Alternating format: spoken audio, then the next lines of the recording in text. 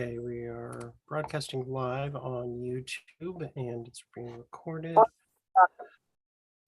Okay, welcome everybody. It is September 17th, 2022. The time is 10:38 a.m. and I am calling this regularly scheduled meeting of the Libertarian Party of Indiana State Central Committee to order.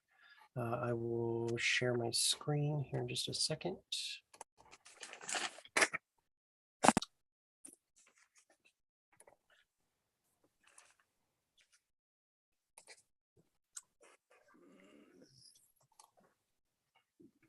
Okay, here's the agenda for the meeting as presented on the website under events, lpin.org/event. Does everybody see it, have access to it?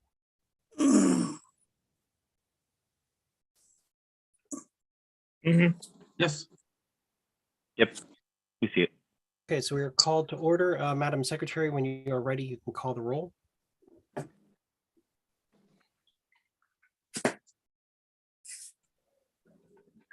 Okay, hang on. Okay. Chair Evan. Happy Present. birthday, by the way. Thank you. Present. Vice Chair Lucy.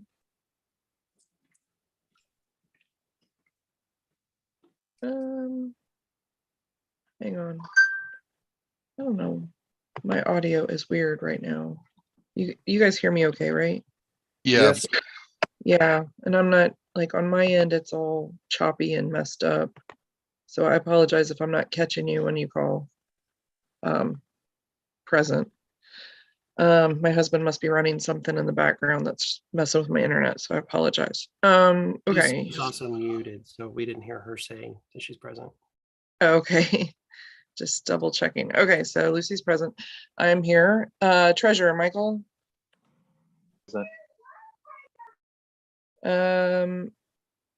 Communications Director Michelle Holliday.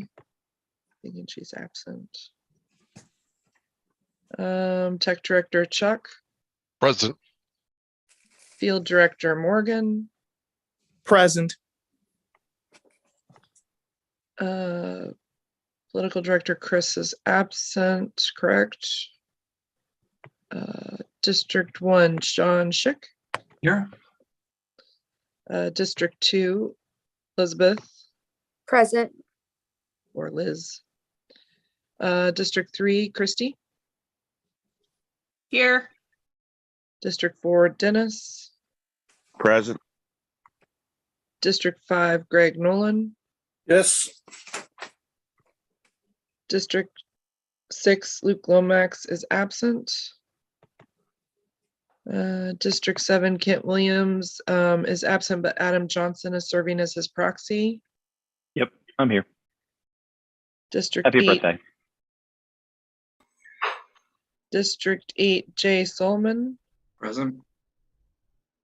District 9, Greg Hirsch. Here. And only one guest present currently, and that is Dorn Brenton of Washington County. Very much, Madam Secretary. So now we move on to the adoption of the agenda. Is there any additions to the agenda? Okay, hearing none. Mr. Chair, sorry. Took me a Mr. Solomon, go second. ahead. Could I add a agenda item to request some money out of the candidate support fund? Sure. Under new business, how much time do you need? Just a few minutes. So 5? Yeah, that should be plenty.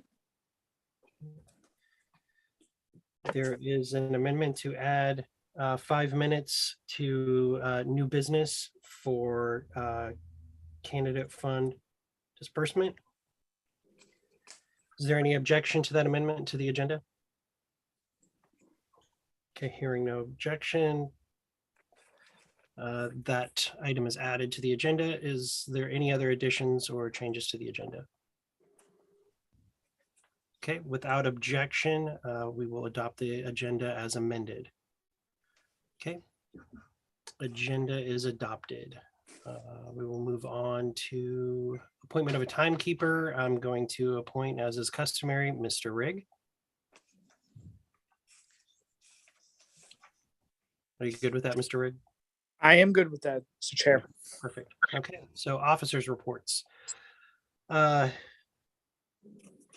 I'm going to give a little bit more detail on some of these things a little bit later on in the agenda under the new business, the election board. Number board hearing for fines for failing to file campaign finance reports on time on behalf of candidates and the county parties. That was a fun process, to say the least. I'm kidding. That was not great and not fun, but very fair. They have changed that process a little bit. We've had lots of great events. I've been working a lot with our two top candidates, James Siniak for U.S. Senate, right there, and Jeff Moore for Secretary of State. Lucy filled in for me kind of last minute at a small business summit that was held in conjunction, was hosted by the LPIN in conjunction with the Floyd County Party. She'll probably share more about that. Thank you, Lucy, for stepping in and moderating that and doing a great job. I want to give you some numbers. Currently, right now, the LPIN has 541 current state party members. 541. We have 232 triple members. We did have a snafu with the reporting for the month of August. So we actually didn't even get that finalized with the national party for the August new members or re-ups until just a few days ago. So those disbursements to the counties will be going out this coming week. We just had a little snafu and hiccup with it, but it's all worked out. I do want to give you guys some numbers on fundraising. From in August, we raised in 1994 Society contributions. We brought in about 1,900, which is down from about 2,500 the same period the previous year. Our total August contributions were 3,400.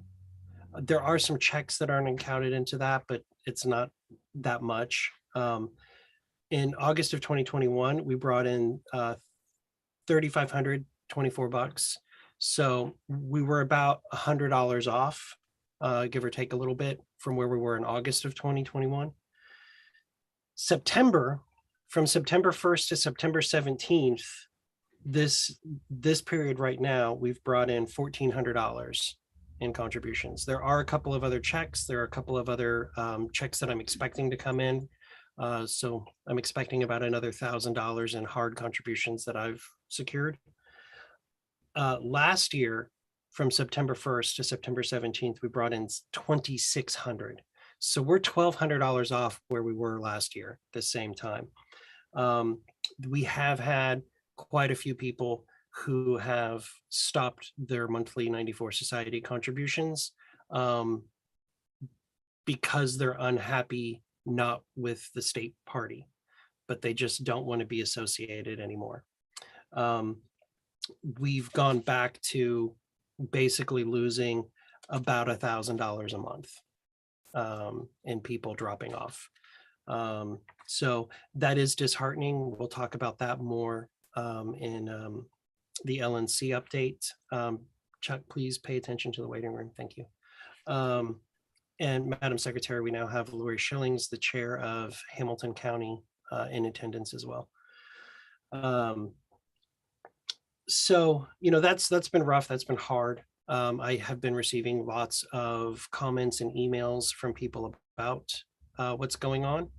I'm planning on potentially holding a Zoom session to have a conversation about why Indiana is Indiana and why we may be unhappy with other things that may be happening.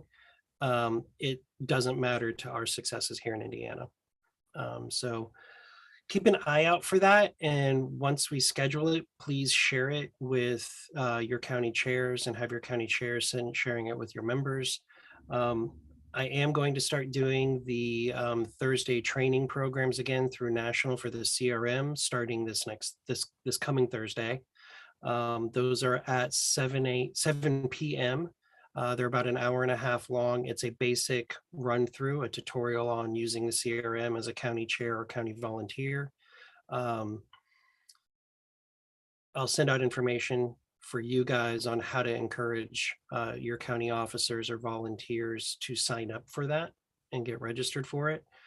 This week, me and Mr. Nolan from District 5 will be doing a one-on-one going over how to use the CRM to communicate with the counties and members and contacts within your area, within your region.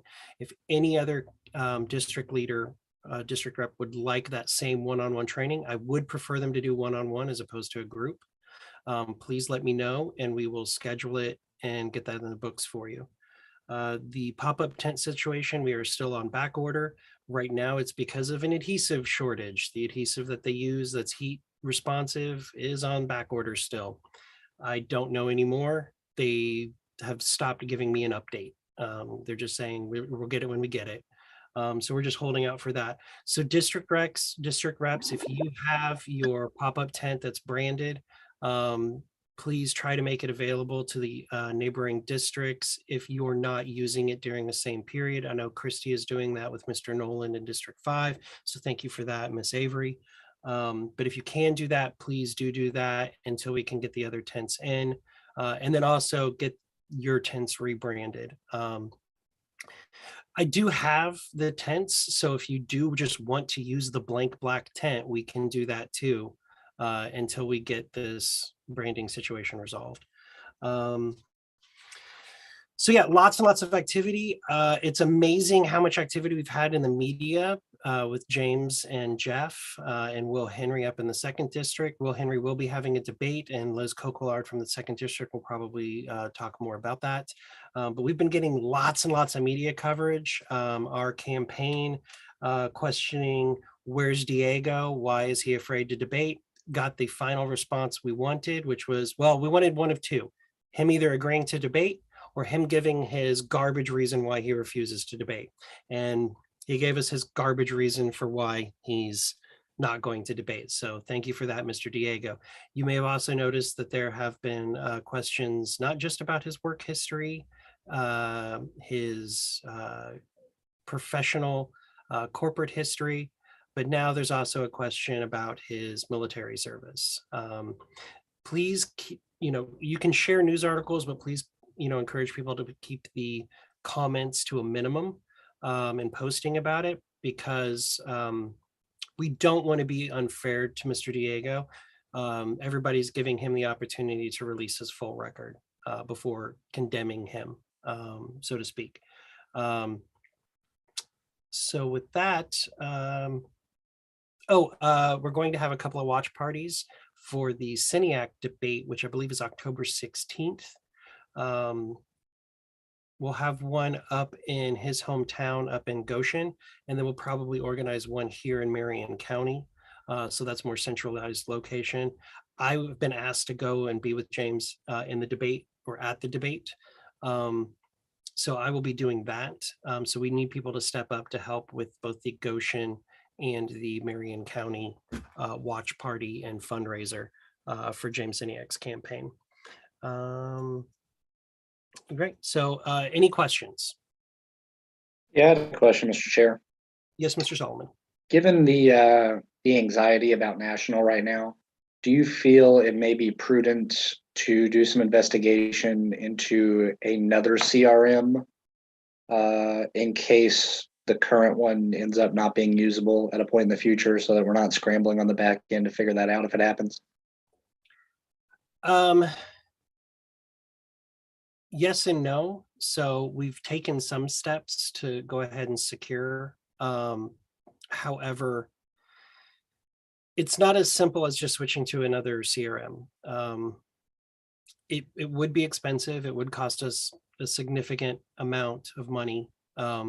Essentially, what we've been able to raise this year would go into maintaining a CRM on our own. Of any quality, we could always go back to Wild Apricot, which basically is just a list of members. people who donated. So there's a lot more conversation about that that can't fit into a less than 10-minute response time. But I do think that, one, the CRM is now secure at national. So the only reason why we would lose access to it is if we disaffiliate or we were disaffiliated from national or by national.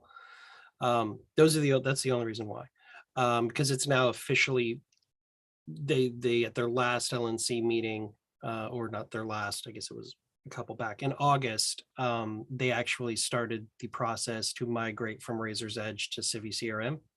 And they are doing that right now. So all of National's records are being cleaned up and sorted and put in the CRM right now. So that is no longer a fear of mine, them killing the program, because it's what they're using now.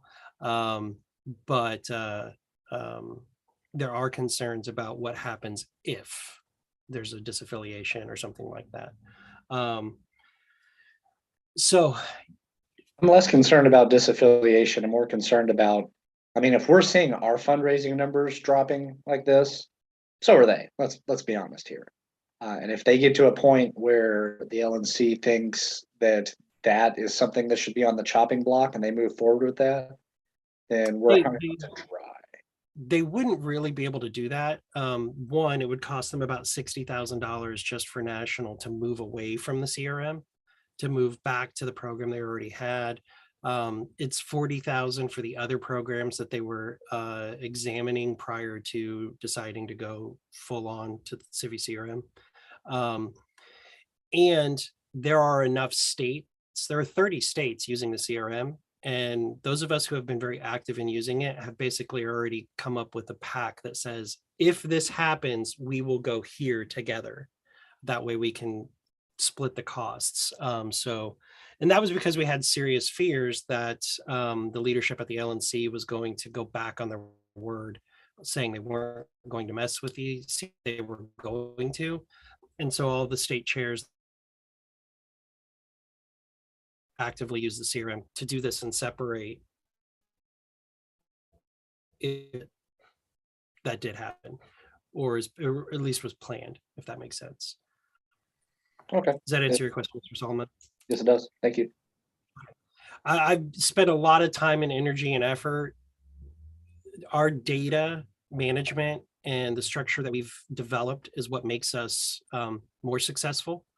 It's where we're at is a lot of that reasoning. And so I've thought about backups and contingencies, just because we can't start over. If we literally have to start over from square one, it'll be like in 2020. And we will have lost a lot of that momentum. And so I've thought about how can we quickly switch over or do something in the event something horrible happens. So it has been a concern. Any other questions? Okay, great. Moving on to the secretary's report, Ms. Salgado.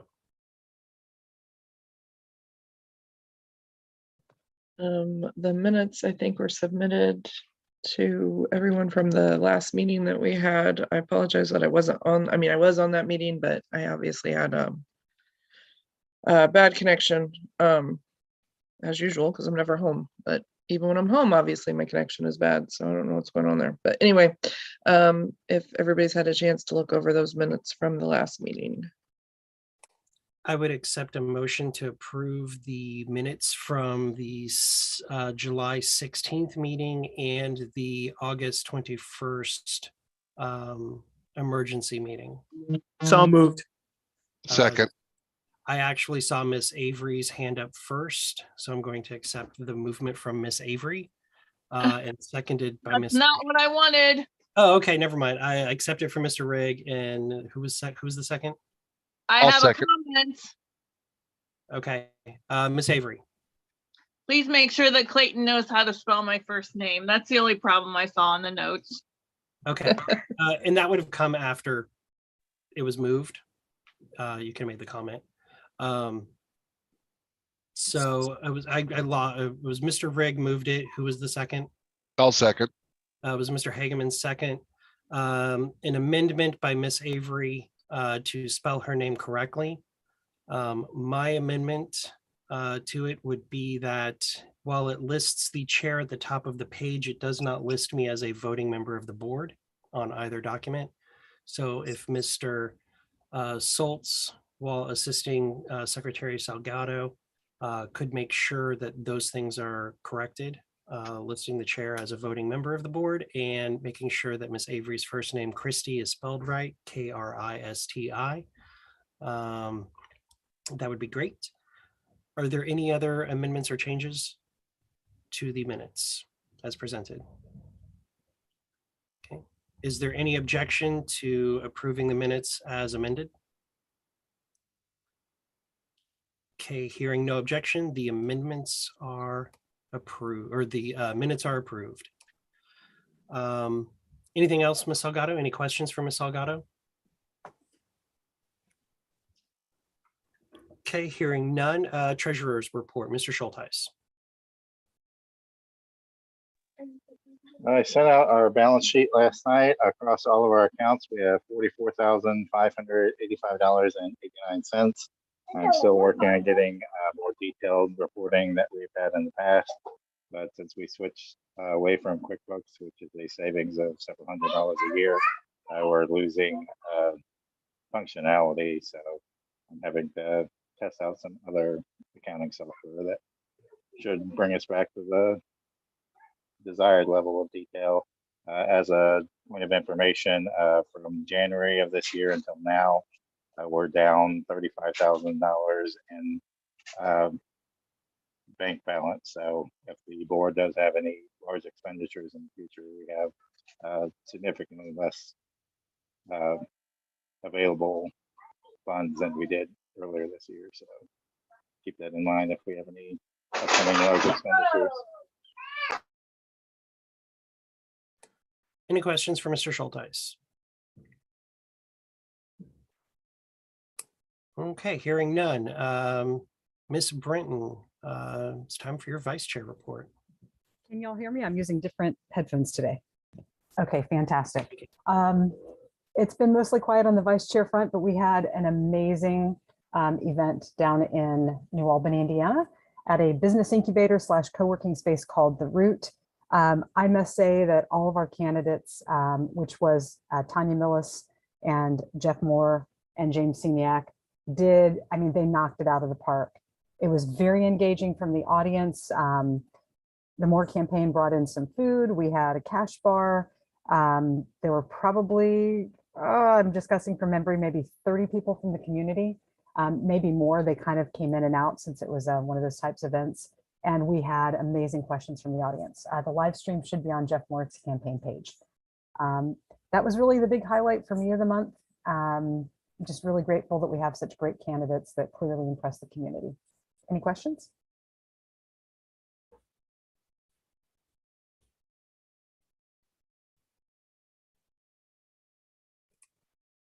Okay, I will say, Ms. Brenton, that this is just to part of the convention planning, which I know is on the agenda for later, but one of the things is I noticed the email that you sent out left off District 3 Liz Coquillard, who is a member of the convention committee. Yeah, thank you. District Also, 2. Yeah, that's because Christie's 3, Yeah. right? whatever. It's somewhere up north. It's all the same area. Oh, fighting words. You can also email the convention committee in total. I was trying to do that, but Zoho didn't have it. con23@lpin.vote. .vote. Okay, con23. Okay. And then that way I'm also not included on that list, so you don't have to email me unless it's something important. So please don't, unless, like I said, it's something important. Okay. Director's reports. Communications, 2 minutes.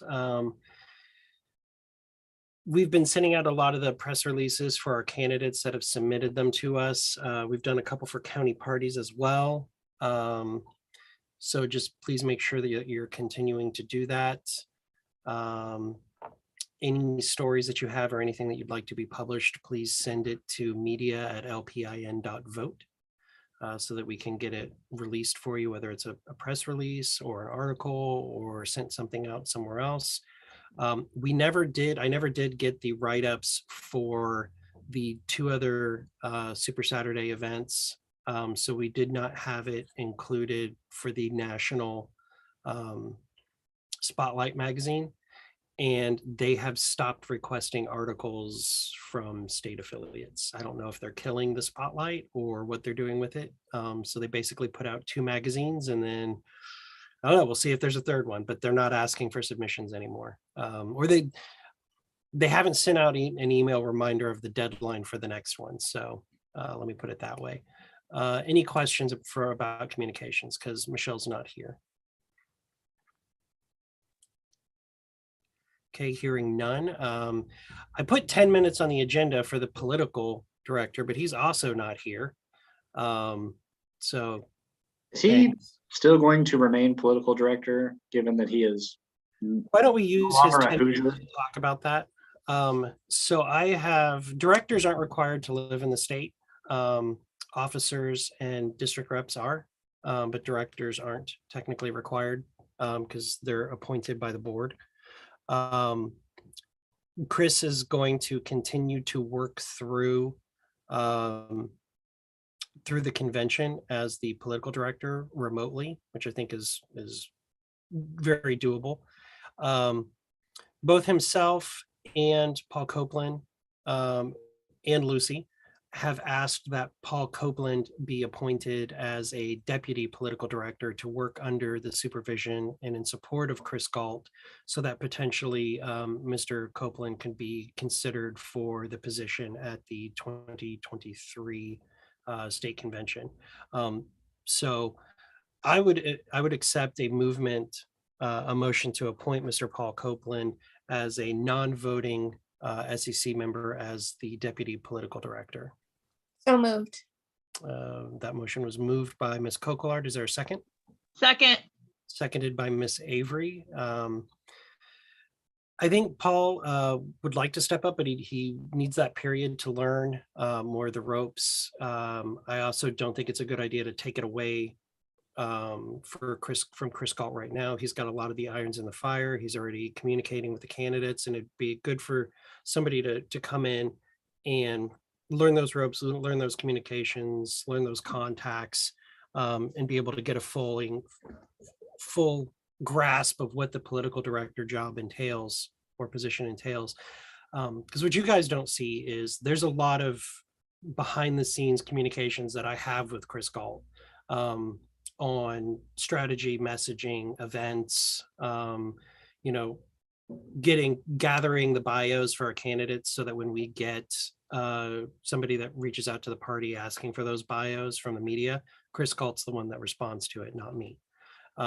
So, it's an important position, and it just takes a little bit of a learning curve that I was able to do with Chris Galt early on in the year, or in this cycle after our last convention.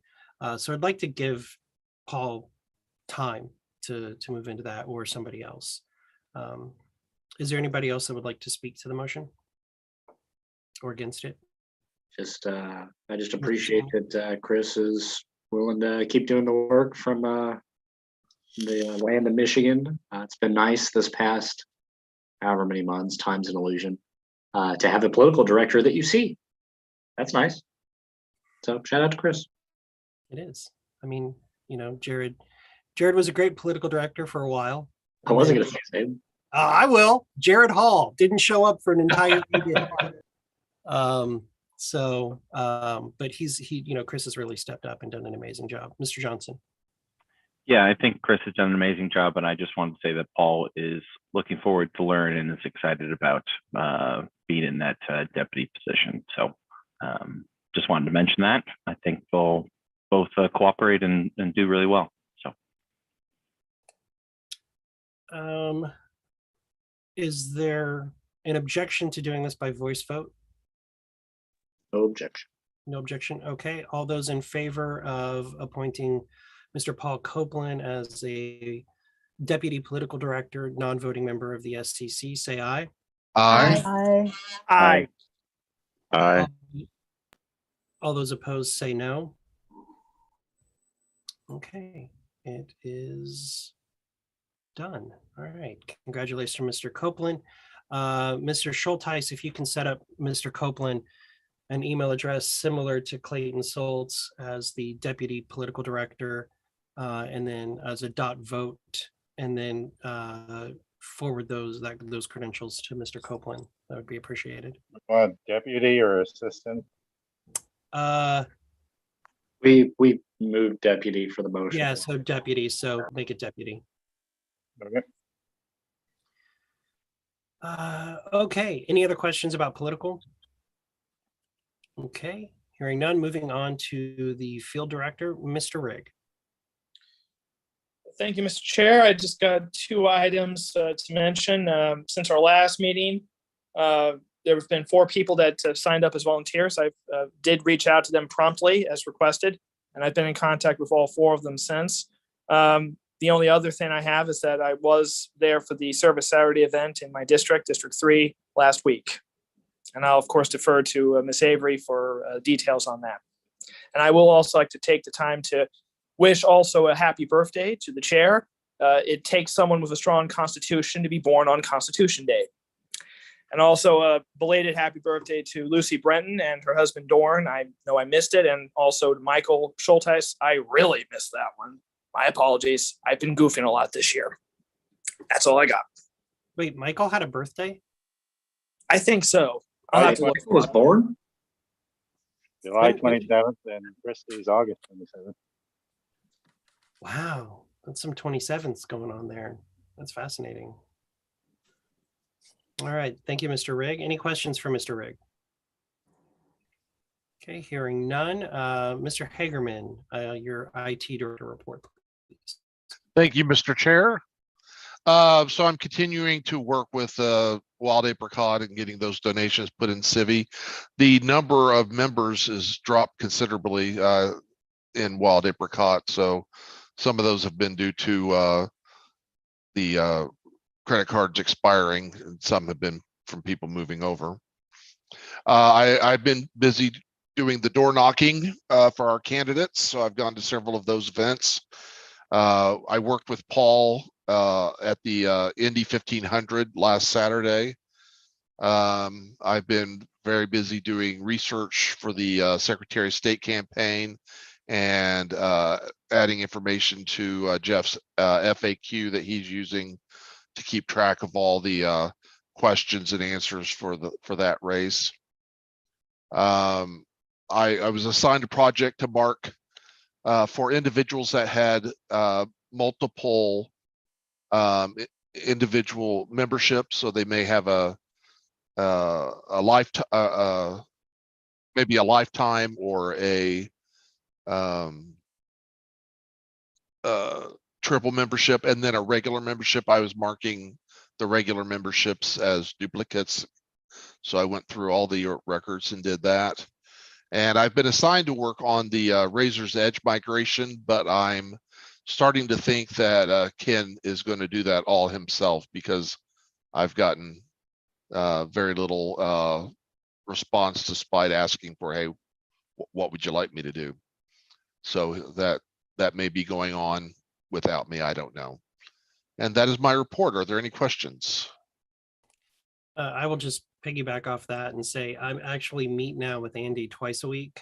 There's our regular Friday meeting, and then we have a Wednesday morning meeting that is like 4 other states combined. And part of that is to make sure that, and if there's any problems, we're catching it and able to fix it while they're focused on the Razor's Edge migration. That it is going on, and it looks like it's basically just Andy and Ken doing most of that work. They haven't asked anybody to do anything else, but they're on track right now.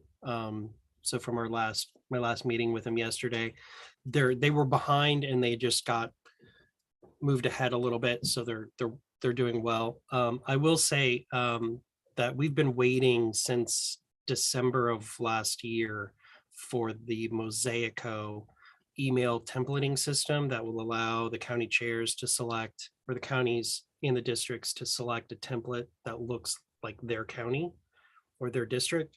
And then they would be able to do the bulk mail, because right now the county chairs can only send 25 emails at a time.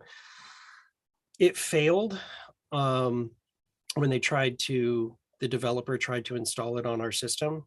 It actually won't allow any of the images to load in the email. So it looks fine, and then you go to send it, and when the person opens it, it doesn't actually connect to any of the images. They've been trying to fix that for the past couple of weeks. You know how it goes. They keep telling me, 2 weeks, 2 weeks, 2 weeks, 2 weeks. But Andy's not actually working on that. They brought in a new developer who's donating their time to work on it and fix it. So that's good. But they are working on the Razor's Edge migration. So they did say, Chuck, that those people who are in that core group of volunteers, they will have things for them to do. They're just doing a lot of it right now on their own. So any questions for Chuck? Okay, hearing none. Oh, go ahead. Just a quick question around the, I guess the IT upgrade that you're talking about for the mass sending. You mentioned that it would be like 2 weeks, 2 weeks, 2 weeks. Is it probably just going to happen, by the end of the year? If you're just reading the tea leaves, Chuck or Evan, or is it still kind of undetermined? Because of who they brought in to do it, I've actually already seen major progress on it from that person. Within, it was like 9 days, they were able to fix one of the 3 major bugs. So I honestly think that by the middle of next month, they'll probably have it done. Super. So that's what I think. I've never felt that way before. But I feel that way now. I think like it's actually possible. Yeah, that's good news. Great. Thanks. Any other tech questions? Okay. LNC update. Mr. Dan is not here. Boy, there's been some things that have happened at the LNC.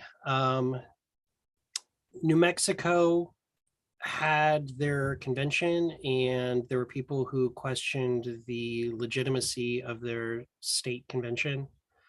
The LNC decided that it was not a legitimate convention, and they sent a letter from the chair telling them that they didn't think it was legitimate and that their bylaws and their officers needed to revert to pre-convention, and also threatened to contact the Secretary of State of New Mexico to inform them of such. That last part made me mad. I've been a big advocate, regardless of what side anybody was on, of the LNC staying out of affiliate affairs. But having a national party that threatens to send a letter to the Secretary of State, which would upset your party in that state, is not okay. And I made that very clear to our region rep and our regional alternate, who agreed. New Mexico's response to that letter from the LNC was to vote to disaffiliate. They did it through their state central committee, which I, again, also understand and would probably feel the same way if that was Indiana. But I also don't necessarily believe that it's appropriate for a state central committee to disaffiliate from the national party. That's something that should be done at convention or a special convention. However, they did it, and it was within their bylaws apparently to do so, which I guess those bylaws are in question. The LNC decided that it was a not well-formed disaffiliation, that they didn't have the authority to do it. So they rejected their disaffiliation and then promptly voted to disaffiliate New Mexico. Our region voted no on the disaffiliation, and which is nice. We came together as a region, and we all kind of agreed, and Dustin advocated against it strongly, and that's what happened. The Idaho party apparently had a split in the party there, and the LNC sent a letter legitimate party, and that is now officially the party that's recognized by the second. Let's see, Virginia recently, just within the last week, dissolved their party, their state party. They didn't just disaffiliate. They wrote a letter saying that they have been unable to secure any candidate for the last 2 cycles, and they felt that they no longer served any purpose as a political party. They also wanted to distance themselves from national, so they voted to dissolve. That vote was 7-4, 6 against, and 1 abstention by their state central committee. Again, I'm not gonna, their reasonings, I'm not commenting on their reasonings or their feelings or their position. I'm commenting about whether or not I think it's appropriate as far as like a state like Indiana doing something like that. I don't think that we have the authority to dissolve our party. That would be something that our members would have to do at convention. I do know that many of the founding members of that state party are outraged. And so these are the things that are happening when you disaffiliate, and of course, when you dissolve, we lose all voice in the national party. We don't get to send a delegation in 24. And it's possible that the national party could affiliate a new affiliate in Indiana or whatever state disaffiliates or was disaffiliated. And so it's very concerning that, for that to happen. It's not something that should be taken lightly. So there've been some good things in the LNC. They're supporting putting a poll in Alabama to help their candidate there for, I believe, governor. I think it's governor, to get on the debate stage, because it's one of the requirements is you have to have a certain position in polling. So the national party is actually helping to pay for that. They've been supporting some of the candidates. So there have been some good things, but there have been a lot of really bad messaging issues. Just the last 2 days, I've personally been defended by what I've seen come out of the national party's Facebook and Twitter page. Personally offended me. So it's been very interesting. Those have been my experiences watching what's going on the LNC. The membership, for the most part, nationally, they're reporting that it's going up or plateau, staying the same. The last 2 months or the previous 2 months saw minor increases, and this last month, all their metrics saw minor decreases, and membership renewals, contributions, everything went down slightly for national. However, Todd Hogepin, who is the national National Party treasurer, has said that the National Party is on course to have their best non-presidential fundraising year in the party's history. So, like I said, some good, some bad, some really bad. Let's hope we see some really, really good soon from the LNC. I will, and I'm publicly throwing Dustin and Connor under the bus here. The communication that we expected and asked for at convention in Reno has not been happening. I had to specifically reach out and ask about this vote on New Mexico and start that process. So I am very disappointed. They've both been very busy. There have been family issues, job transfers, things like that. And I get that, but there's that commitment for communication. So I'm hoping that they do better. Any questions that I can answer? No one? That's a shock. I would just like to throw out my viewpoint on all of this controversy is that if you run candidates for office and get them elected, nobody cares what the dark smoky room of a political party has to say. So keeping our focus on that is, in my opinion, the best way to hedge against people that are not putting their name on the ballot, tainting the rest of our reputations. I agree. And I will say that, there was a CNN article that came out about things being said in New Hampshire. And I normally don't comment on what other affiliates say or do. And a lot of people were worried about it. I have yet to have a single one of our candidates that I am aware of be confronted publicly or privately with anything from national or any other affiliate this year, other than from other libertarians, from other people within the party. It's not spilling over into the public or the media, and which is good but we've had a history of dealing with those things, and it's very easy for us to separate ourselves from it by just saying, the Republicans nominated a literal Nazi for Congress, and Roy Moore for office, and Democrats have their share of their crazy stuff going on. So this is Indiana. We don't say those things. We don't do those things here. If you have a problem with something some other affiliate did, go take it up with that affiliate. That has nothing to do with us. I also would like to remind everyone of the median voter, if you will. Go stop someone on the street. Ask them who their congressman is, who they probably voted for. They don't know. So if you don't know who your elected congressman is, you probably aren't super plugged into what the big third party in America's Twitter page is doing. This is internally visible, but not much outside. Okay. Any other questions about the LNC update or comments?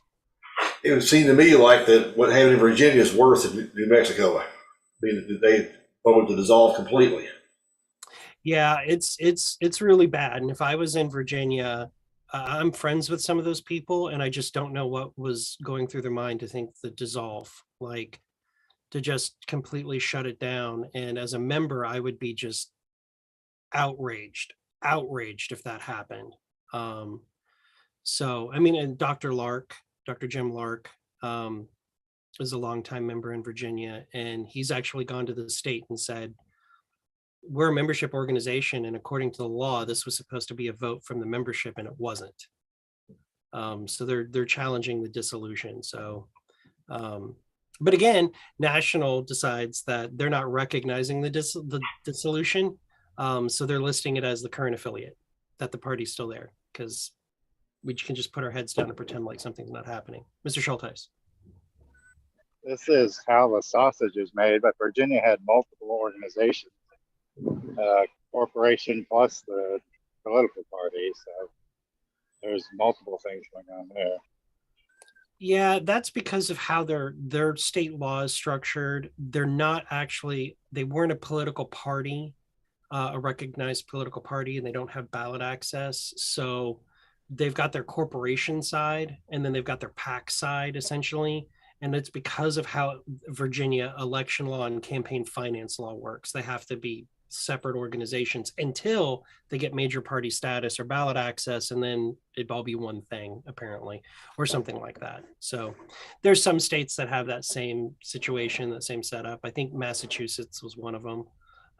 We're just lucky that for the first time ever, we've got a decent election law in Indiana. Go figure. Ms. Coquillard.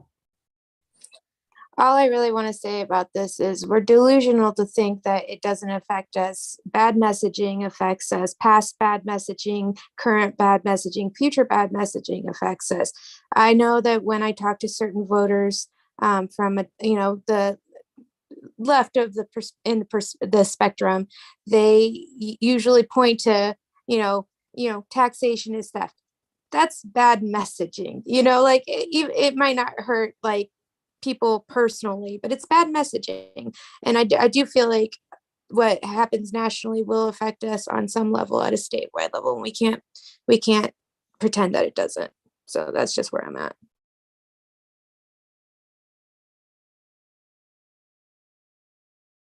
Okay, thank you.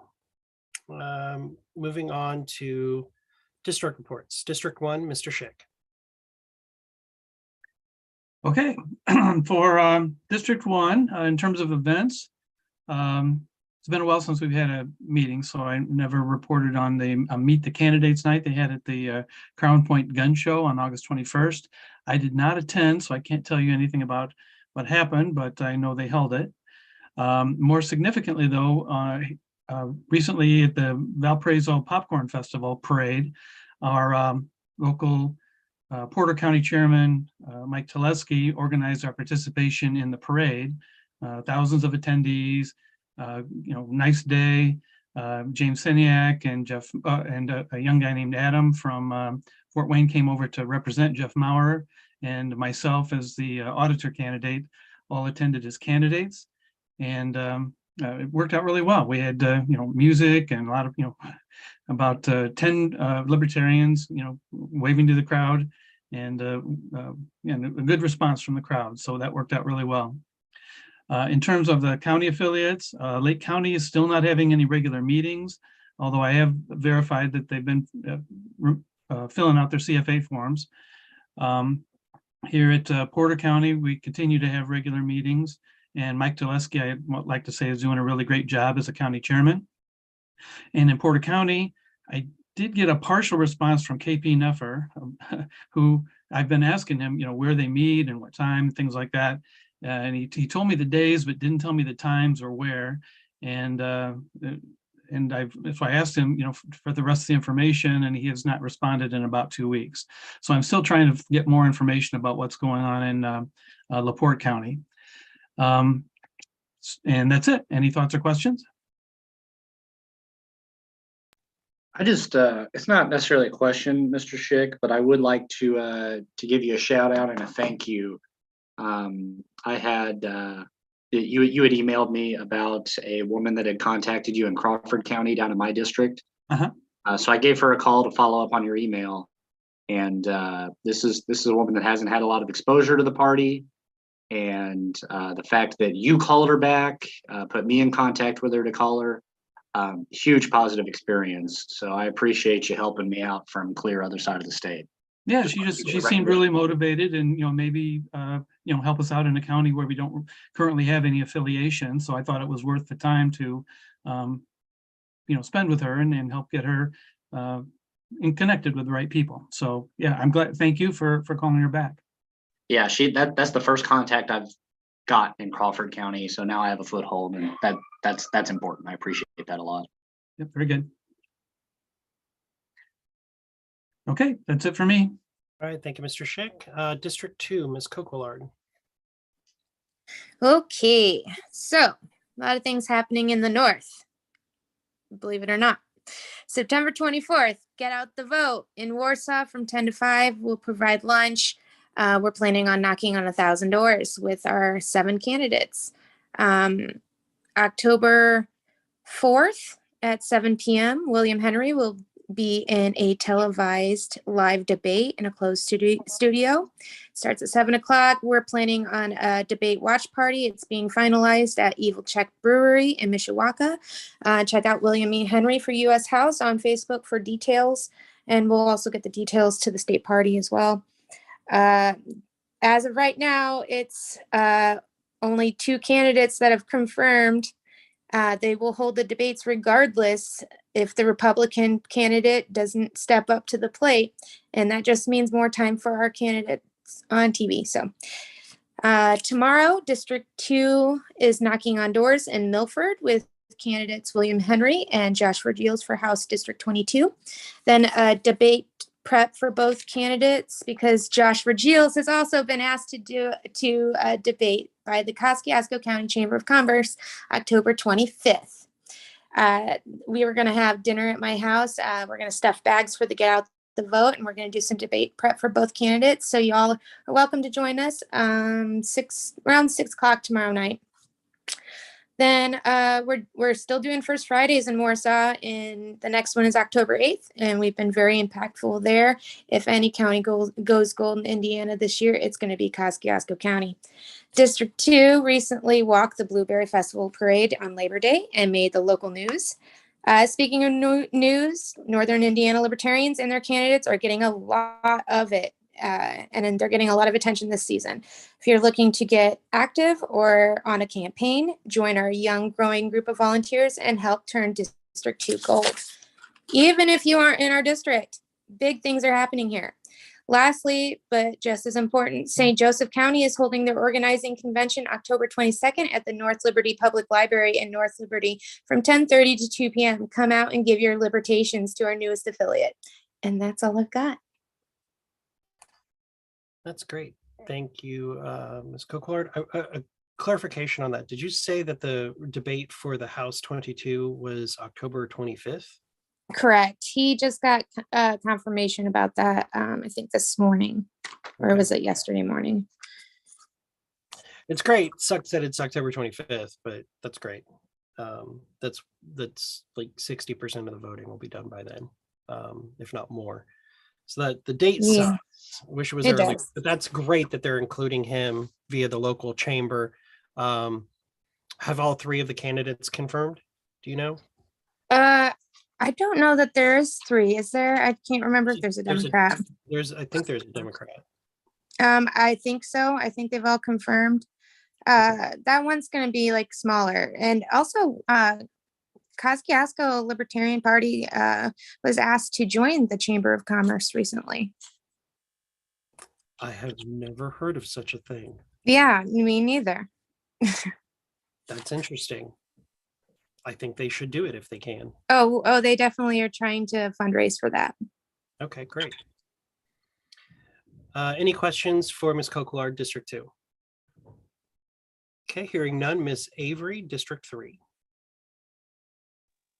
Strap in, kiddos. This is going to be a long one. All right, our tent has been getting quite the workout. We did Fort Wayne Pride. We did Heritage Days in Randolph County, Whitley County First Fridays, and it's in my car to head to Grant County today. So that's been quite fun. I attended the state chairs dinner, and I definitely hope that's going to be an auction item for multiple people in the future, because that was a great time. We need to make sure that we get pictures next time. But yeah, that was a lot of fun. There was a lot of information in that room, and I think it was highly valuable to everyone who attended, including the chairs. We had our service Saturday, and my car was completely packed full of food and pantry items. And Mission 25 was very, very excited to see everything that we brought. They were very happy with our donation. They're set up, I guess they have multiple locations, but the place that we went is kind of like a transitional place from going from homeless to living on your own. It's basically an old like roadside motel that has like multiple rooms with their own bathrooms. And they have like men separated from the women. They have a lot of women with kids right now. So we had things that were good for kids. So I was very excited to see that. Thank you to everybody who donated. There was a little confusion with the meetup in Southern Indiana. So I want to apologize to District 9. I did give them a couple bags of food because they thought all that stuff was for their pantry, and it was actually for my service Saturday. So that was a little confusing. I suggested to all my chairs that they attend the Get Out the Vote event in Kosciuszko County. So I hope to see good turnout there. I invited Connor, our friend from Michigan. So we'll see if he actually turns up, or if he turns out to be like every other Michigan person and a piece of crap. But anyways, I think that's pretty much it. Anybody have any questions? Oh, we're reaching out to Huntington County. So we're trying to affiliate a new county. So we'll see how that goes. Excellent. Any questions? I do have one reminder I wanted to add, Christy. DeKalb County has submitted the application to participate in our county fair's grand finale parade. That's going to be October the 1st.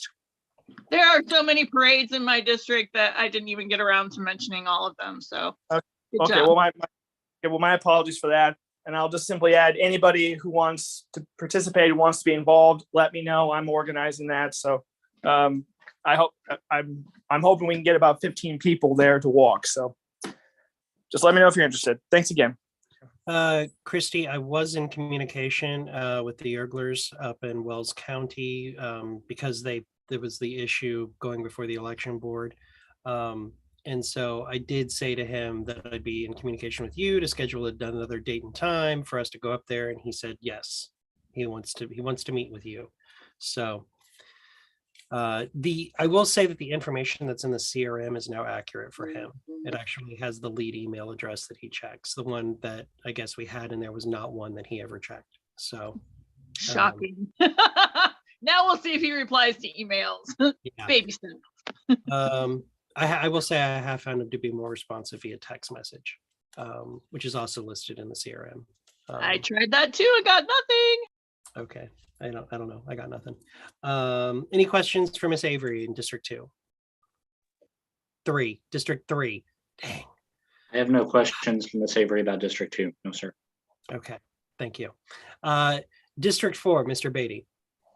Yeah, there's not a lot to report right now. I did not get a chance to push out to the county chairs on the information this past period. It was a bit of a hectic time for me, so I apologize for that. So I don't have very much to report at this time.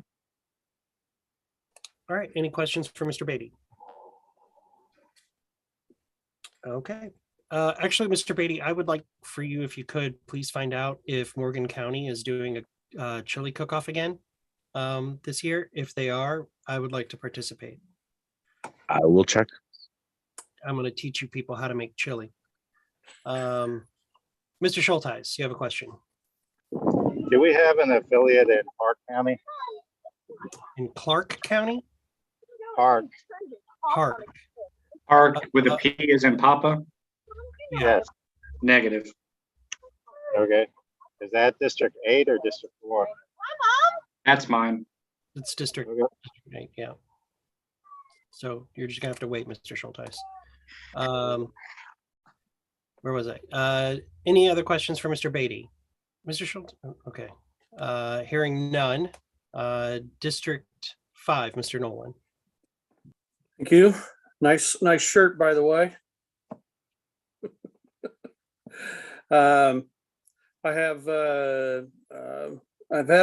a bad month. We lost our service Saturday at the last minute and had to cancel it. And our pork festival outreach in Tipton County got jettisoned at the last minute also. So it's not been a good month for me. Jonesboro in Grant County is real fun, the River Rally, and Clayton's got a booth, and I think it'd be fun if anybody wants to come to that. It's a great time. There are a lot of libertarian leaning type folks there. Rainwater got a rock star reception there when he came to our booth. So outside of that, that's all I've got. Thank you. Okay. Any questions or comments for Mr. Nolan for District 5? Ms. Schillings. Does anybody object to me recognizing Ms. Schillings, Lori Schillings, the county chair from Hamilton County? Okay, Ms. Schillings, go ahead. Thank you, Mr. Chair. Hamilton County had our meeting this past week, and we are planning a door knocking event October 8th in Hamilton County. It'll be one of our first door knocking events since we've decided to become more active in the last year or so. And we have a target area on the eastern part of Hamilton County in Fall Creek Precinct 37 with about 1,800 turnout voters. If we can get volunteers for that, I'm going to be making a Facebook event later in contact with both of our state level campaigns to try to get marketing materials so that we can drop if there's no answer at the door. So that is something that we want to promote as well. That's pretty much all I have. And then Greg, there was an individual from Madison Township or Madison County that came to my meeting that is interested in becoming active in the party and perhaps running for office in Elwood. Cool. Have you forward that contact information to me? I will. Thank you. Ms. Schillings, Yes. since you're here, I would like to put the bee in your bonnet. Mayor Brainerd has announced that 7 is enough. Agreed. Seven terms as mayor of Carmel is enough, and he's going to be passing on the torch after 7 terms, not years, terms. So I was talking to our buddy Mark about this, and that we really need to help you secure a candidate for that position. We as well absolutely as need one. getting some other candidates slated for that for the next election. Yeah, we would need a full slate with town councilmen as well to help support our candidate should they become active. Yep, exactly.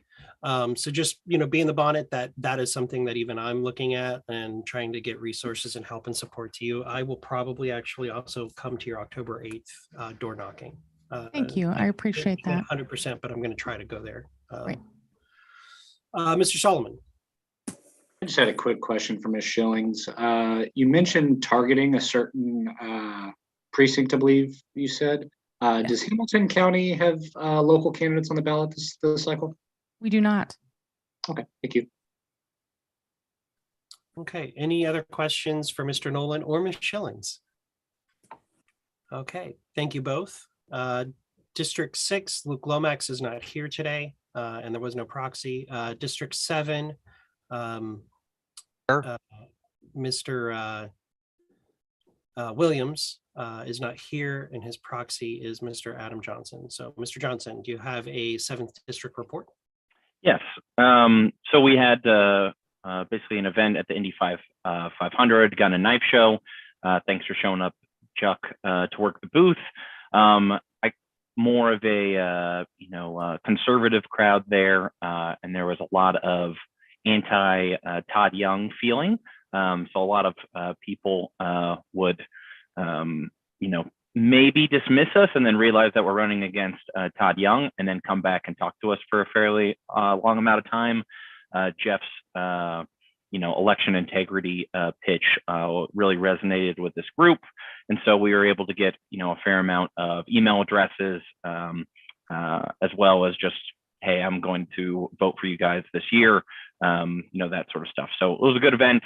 We'll probably go to it next year, maybe not the November edition of the Indy 1500, but certainly if we're trying to reach a more conservative crowd, that this will be a good event for us in the future.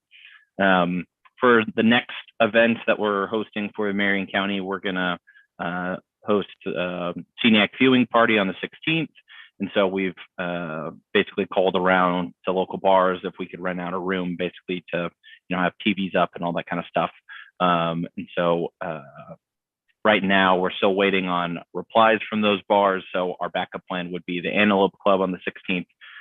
So I know you mentioned the viewing party at the start, Evan, so we can help coordinate, dates, times, all that kind of stuff, but we should have an answer by the end of Monday on the location that is rented if you haven't already kind of chosen a place. Besides that, we'll have the Irvington Halloween Festival as well. And then we have our service Saturday event in December, which will be feeding the homeless and that kind of stuff. So that's really what we have going on right now. We've had 2 new, very stable members that are continuing.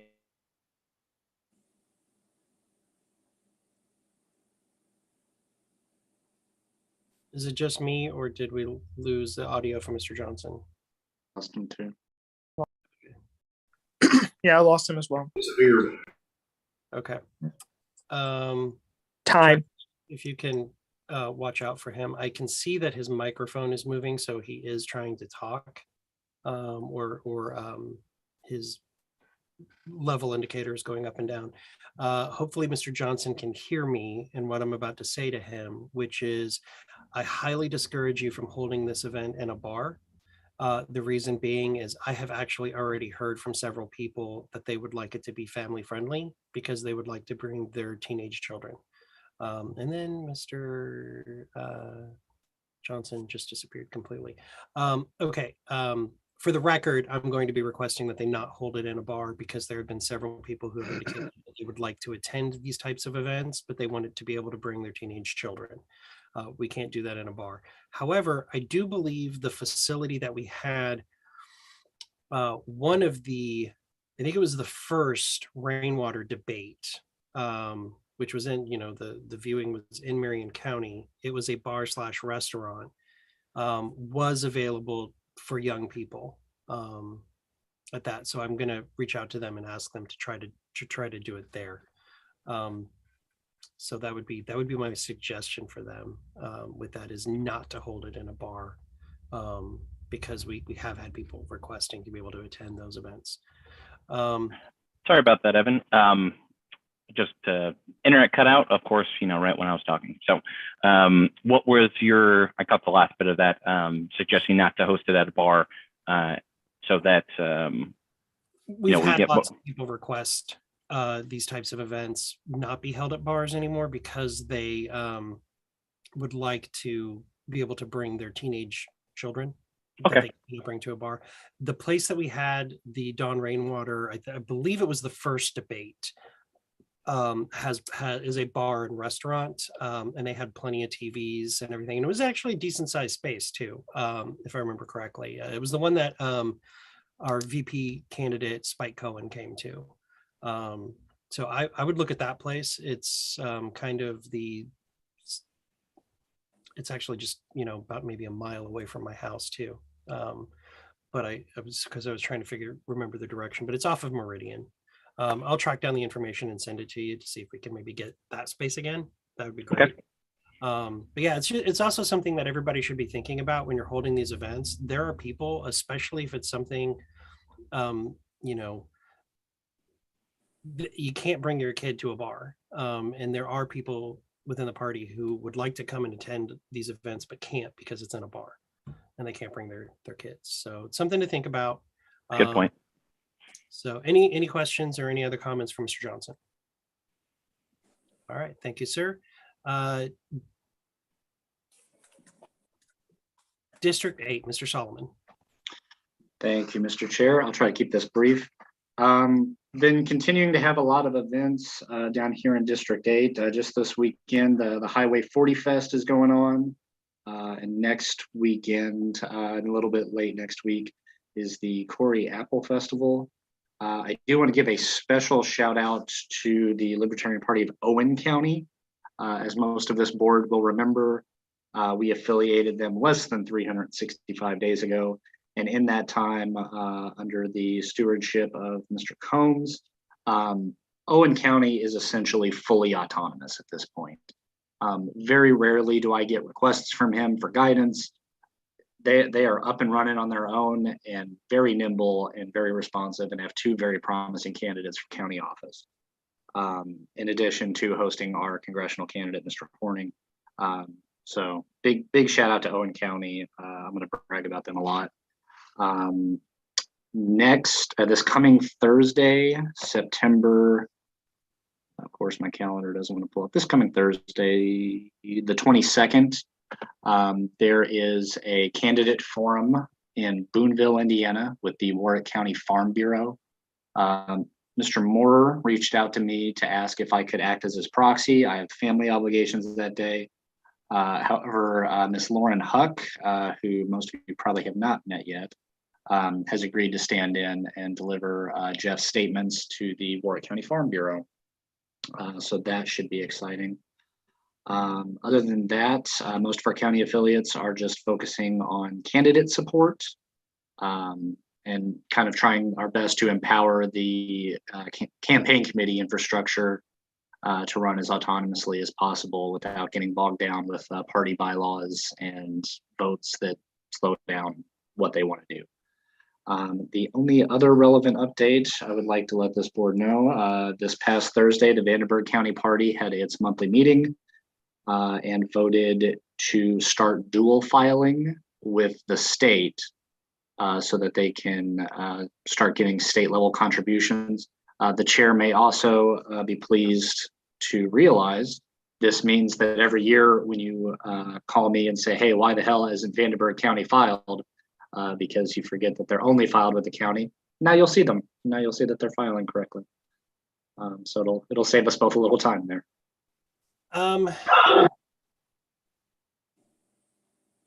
We can talk offline about it, but there may be an issue with dual filing. There was actually just something from the election division a couple of weeks ago about saying that you had to pick one or the other. You can't do both. Just The county party had to choose between supporting state level things and local things, or that just state level filing will be appropriate for all. Right. So you can, if you file county level, you can only do stuff on the county level. If you file on the state level, you can do everything except federal. But you can only do one or the other. You can't file with the county and the state. You have to do one or the other. Okay, so probably just some procedural hurdles to, and you could still do the whole courtesy copy to keep that line of communication open with the clerk's office, correct? Actually, it's one of those things that we're pushing as a requirement, that every county that files with the state send a courtesy copy to the county chair or to the county clerk's office, because they have told us that they don't know who the county chairs are to send like sample ballots to, because they did not get the courtesy copy from the county party. And so that's been an issue. And so we're going to put it in there as one of the continuing requirements or duties of a county party, is to also send a courtesy copy of any of your filings, whether it be a amendment or a finance report, sending the courtesy copy to the election division. We've got a very positive relationship with, the big guy down there in the election office in Vandenberg. Keeping that line of communication open has been very helpful. Although that did remind me, I got forwarded an email that Mr. Bogle over in Posey County got from their county clerk, just admitting that she doesn't know what's going on. I assume it's going to transfer over to the ballot, but it was just kind of an internal spreadsheet. There are a couple offices in which there is an independent candidate, and Mr. Bogle is running as the Libertarian, obviously. So for the abbreviation for Republicans and Democrat, REP and DEM, she was asking what she should be putting for Libertarians. And she was like, is it LIB?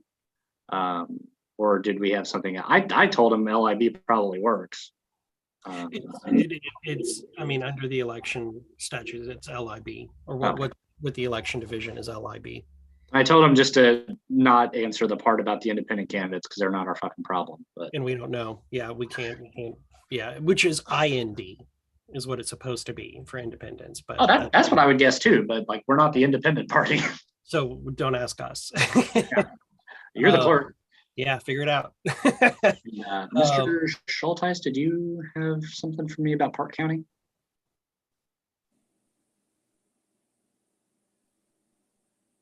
My wife and I bought a cabin out at Raccoon Lake, so we'll be in Park County most weekends for half the year. So if there's anything that's going on in that area, we could potentially help out with that. Where did you say it was at? Raccoon Lake. The mailing address is Greencastle, but it's geographically in Park County. So. Okay. Yeah, I don't have. Well, no, that I did get contacted by a lady there late last year, I believe, and I put her in contact with the Clay County party and never got follow-up from her after that. So if you'd like to reach out to either Mr. Killian or Mr. Beatty in Clay County, they might be able to put you in touch with her. But if you're going to be spending time up there, because that is probably 2.5 hours from where I'm at, so it's really hard for me to reach up and touch up there. So if you start making contacts that you would like to float my way, I'd appreciate that. And I will also remind the board that Park County is the home of Montezuma, Indiana, which is one of those weird places that has an election after the presidential year. So that will be relevant eventually again. Thank you, Mr. Solomon. District 9, Mr. Hirsch. Okay.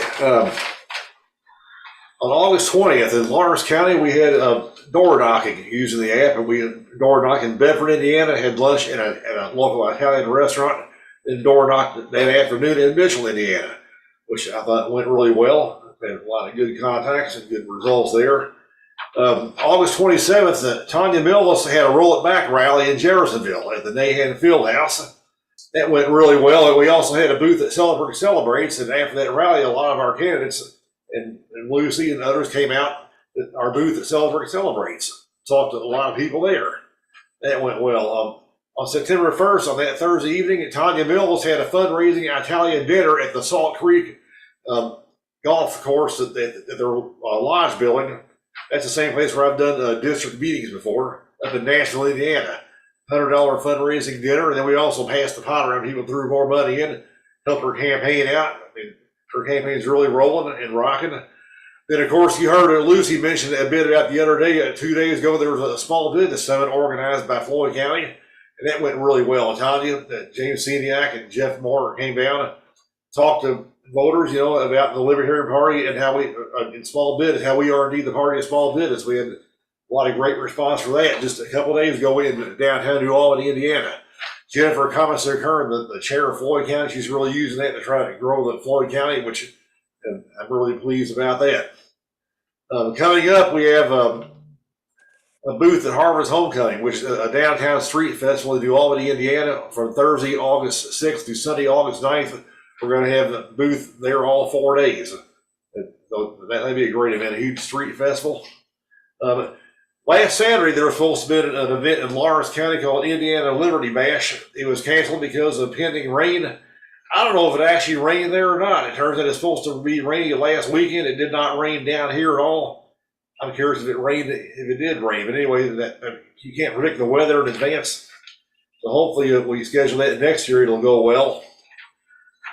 Republican 9th District candidate for Congress, Erin Houchin, she refuses to debate Tanya Millis in a debate.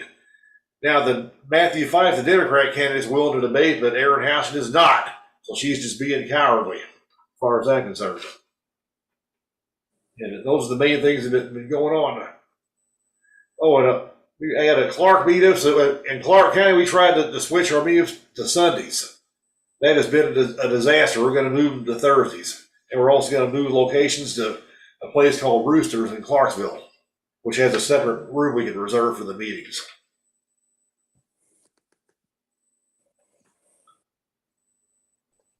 Okay, was that all, Mr. Hirsch?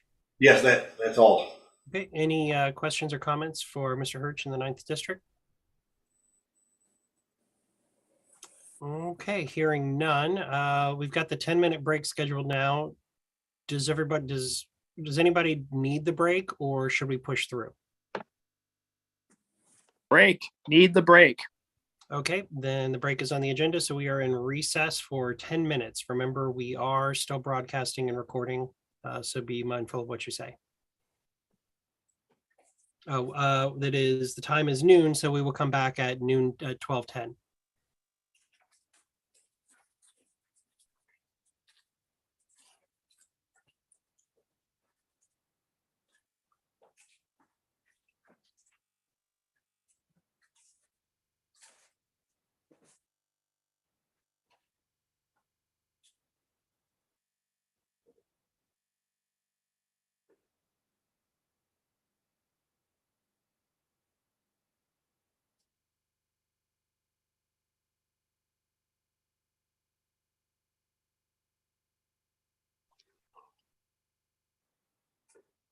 Mr. Chair, I see from Facebook that you share a birth date with Cassandra Peterson, Elvira. I do.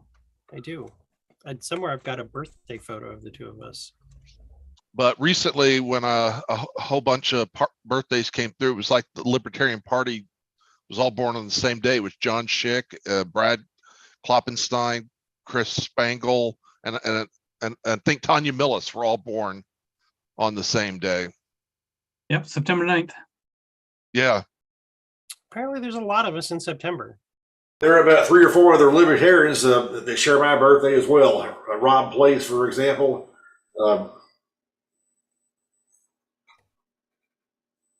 Who's Emily Salvet of Michigan? She shares my birthday. She used to be your region rep years ago. And Emily Salvet is actually a great Michigan person. She's amazing, regardless of what Christy Avery says about Michigan.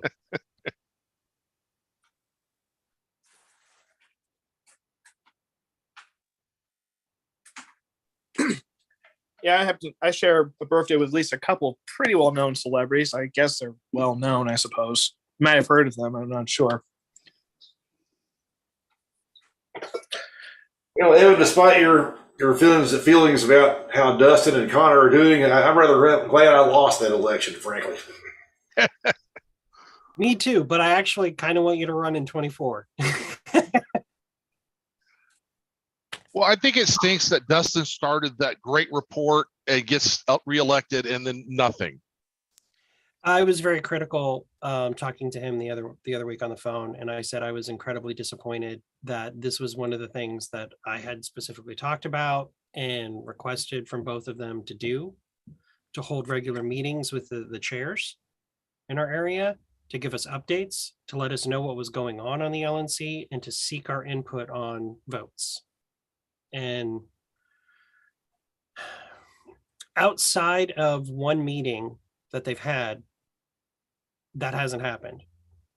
And really, honestly, actually, even that one meeting, I was asked to speak at that meeting by the tech team.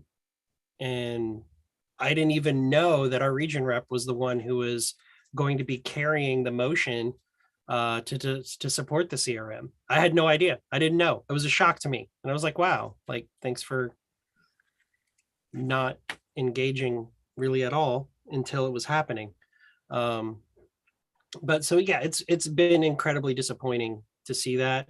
And they both stated that they had personal issues and things like that. And I said, I get it.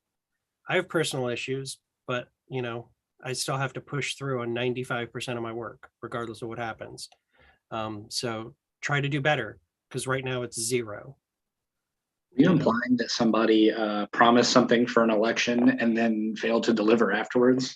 Because that almost sounds like politics to me. Well, no, that would never happen. Not in America. So, Evan, do you know off the top of your head if our bylaws detail anything about dissolution or disaffiliation with national? Do our bylaws discuss the issue at all in Indiana?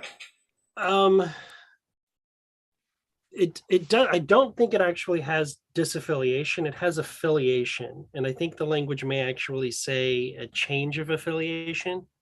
But it's something that has to be done at the convention. The SCC could amend the bylaws to allow the SCC itself to do that, but you would find a very vocal opponent. Even if I was supported a disaffiliation, I would not support the SCC being the ones to do it. Oh, hell no, we shouldn't be able to do it. Yeah, I think that's you know, we're elected to make party from the day-to-day operations and to make decisions for our members. That's not one that I think should be taken away from the membership by us.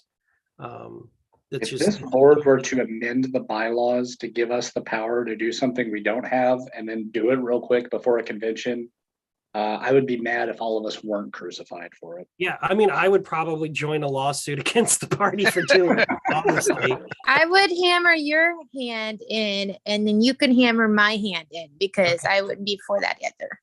Yeah. It's. I mean, I'm not in favor of disaffiliation for a lot of reasons, but even if I felt we were in the situation like New Mexico was in, I would just say, hey, let's call a special convention. Let's get enough of the members to request it and call a special convention if we felt that strongly about it. But it's not something that I think that we should be doing. And even if the bylaws allowed us to do it as the SCC, I would probably be against it, of us doing it as the SCC. I think it's something that is too big of a thing for us to do without the vote of the membership, if that makes sense. I also, I don't think I share a lot of the calculus I've heard from some of the other state parties, where it's like, okay, well, National's doing all this stuff that we don't like. So we're going to have this internal vote to disaffiliate, and then nobody on the ground here is going to associate us with them. Yeah, they will. Yeah, it doesn't matter. That doesn't put out distance. a press release that says we're not affiliated with those, D-bags anymore. Like, oh, we hate them, and you're still carrying their name. Mhm. And so it's either, be all in and try to make the name better. And here's the other thing. My position is if you are not happy with the way things are going from National, which I completely understand, be a National member, be eligible to be a delegate, and get selected as a delegate and go and change the structure. That's what they did. I would like, take it back. I would like to bring to the board's attention one of Mr. Moore's recent quotes of the day. Can we hear this? Every election is determined by the people who show up. Every election is determined by the people who show up. I mean, I've got some votes cast here in Indianapolis in my local elections that say you don't necessarily have to show up. You just have to be phantomly registered at a house. That's kind of showing up. I guess. Somebody helped them show up. The point is, if you don't show up. Right. And I'm not walking away from the party. This is our party. This is our home. And, I plan on going in 24 if, our membership selects me as a delegate.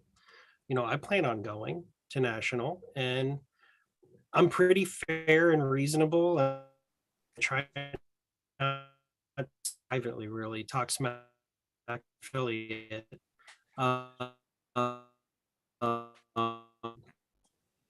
So, it's that's where you do it. That's where you make your stand and make your change is at the national convention. And if we disaffiliate, any state that disaffiliates, you have no say anymore. You're not there. You don't have a delegation. Just ask Oregon how that feels, or ask Arizona how that feels from a few years ago. They didn't have delegations, or they had a split delegation and ended up neither one of them being recognized. If you look at the history of the current dominant faction, what was it, 4 years prior, they got shellacked at National Convention. What did they do? They organized, they put together a strategic plan, they mobilized their supporters, and they got what they were looking for. Be great if they did that for a fucking candidate sometime, but it works. Right. These I'm well documented and they work. And if people are unhappy with the current board, then they should do the same thing. Organize the supporters and get them to show up and vote, not take the ball and go home. Well, I think there's also another problem that's sort of like an undercurrent in all this, that there are a handful of people who aren't just satisfied with wanting to get out of the party if things don't go their way vis-a-vis Mises. They're actively wanting to see this party burn to the ground because of the fact that Mises is now in charge. I mean, that bothers me probably more than anything else at this point. I feel kind of the same way. Is I was not, and everybody knows publicly, I was not happy about the leadership changes at National, but I reached out before and after, and I've done everything in my power to be a cooperative state chair with our national party. I don't want to see them fail. I want to see them succeed. I'm also just not happy, with what I've seen and what I've heard and the messaging. I'm not happy about it. I'm not happy about some of the things that they've decided to do, but I'm also not going to turn my back, because my job as the state chair is to work with our national leadership, and I want them to succeed as a party. I just may not like the things that they're doing and want those things to fail completely. But okay, so it is time. It is 12:11. We are back from recess.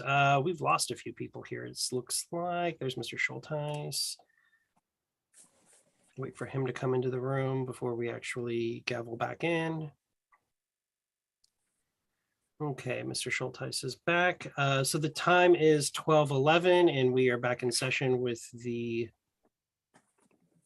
Libertarian Party of Indiana State Central Committee. I feel like, are we missing people? Christy left. Lori left. Please note that, Ms. Salgado, that Christy Avery needed to leave. But I still see her on my, oh no, she's here. Okay, I'm sorry. She is here. Okay, we'll continue. And driving at the same time. Okay. 2022 elections is the next thing on, and actually I did not produce this motion in advance, and I apologize for that. I would like to request $2,500, a maximum of up to $2,500 to pay for internal phone banking for the Mauer and Siniak campaign to be done by the state party using a program like Call Hub. Which would connect its responses to the CRM. They've both requested this, and Danny Lundy has worked to create call lists of targeted voters in a couple of places. It will cost less than $2,500. I just want to put a high enough number on it that we can roll it out and be able to do it. Danny actually has an intern through one of the universities who had the choice. They asked them to go and pick a campaign to go door knocking and phone banking for, and he said, I want to go do it for the Libertarian Party. So that was really cool. We've got a couple of other volunteers who don't want to go door knocking, but are willing to spend their afternoons and early evenings calling. So I'd like to be able to get that system up, and what we're paying for essentially is the call time. Mr. Solomon. Who's going to be managing this effort? Chris Call. Chris Call. Would it be worth it to reach out to the USI poli-sci chair to see if she has some free labor to throw our way too? Absolutely, absolutely. And the money that we'd be spending would not be going to pay people. That's all volunteer. This is just to use the phone banking system, because you have to pay for the time that you're calling, like the actual. Yeah, but college kids will devote a lot of hours for just like 5 extra credit points. So that's an easy bribe. Absolutely. Do you want to work with Mr. Galt on that? Yeah, I know you have. I'll let him know. Okay. Any other questions? Mr. Nolan? Is $2,500 for just the Moore campaign, or is the Siniak campaign also? I wasn't clear. It's combined all candidates. So any candidate that we would be calling for, it's a combined total. So we may end up having a couple people calling for Jada Burton. I want to be careful to make sure we're doing it in a compliant manner. So it would be across the board for all of our candidates that we may be calling for, whether it be state ledge or local, maybe Rachel Combs or Chad Van Ryan down in Owen County, or Josh Vergils or Cassie Rollon up in Kosciuszko County. But I feel like a lot of the heft will probably be for our top of the ticket candidates. Mr. Schick. How many days or weeks is this service going to be available? As long as we want it to be. We're not paying for the service. We're paying for the calls that are actually made. So the way it works is you pay it's like 10 cents per call plus another fee per minute that they're calling. But it's the software that allows us to load in the list of callers and the script and the list of responses that the caller makes. So they're doing it through their computer, not through their phone. And then that gets connected to the CRM. So if somebody says, hey, I love Jada Burton, she's great, I'm voting for her, they record that response, that gets added to the CRM for that person as a positive response, or it creates the record for them if they're not already in our CRM. Does that make sense? Okay, so it's just a pay as you go and stop anytime you want. Yep. Okay. We can, and we have an account set up with them already, as a matter of fact, from 2020. So we're just we're adding funds to that account so that we can call for this new thing. And we may find in 2023 that we want to do some phone banking for our hyper local candidates. Okay. Time. So that is time. Is there, I Frozen. I can't hear anything you're saying. hold on a second.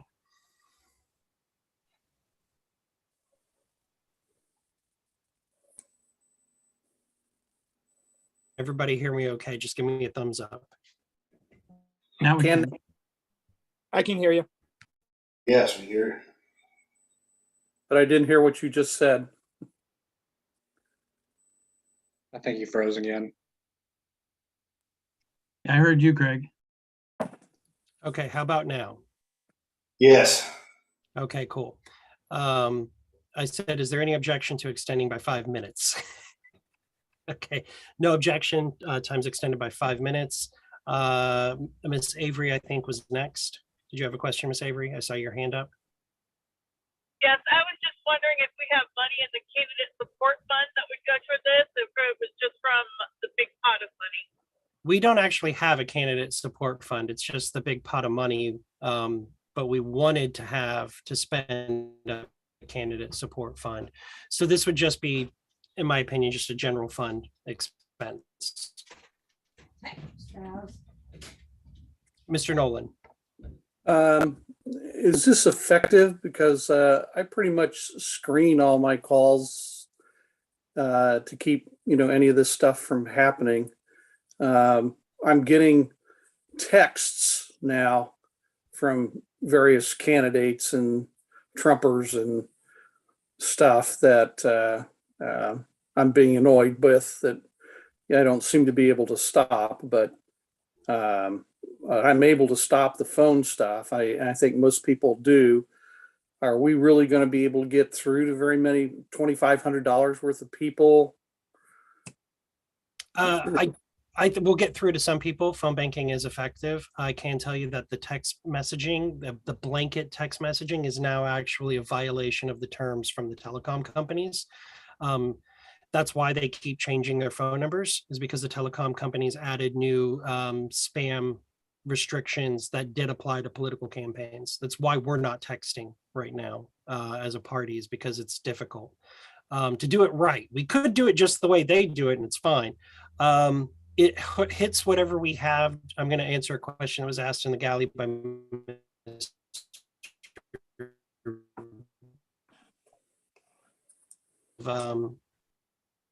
are you guys saying you guys can hear me? Cutting out.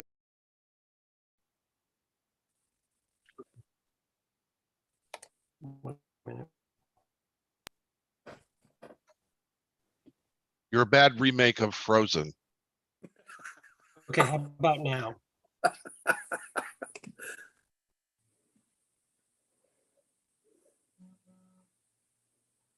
Is that better?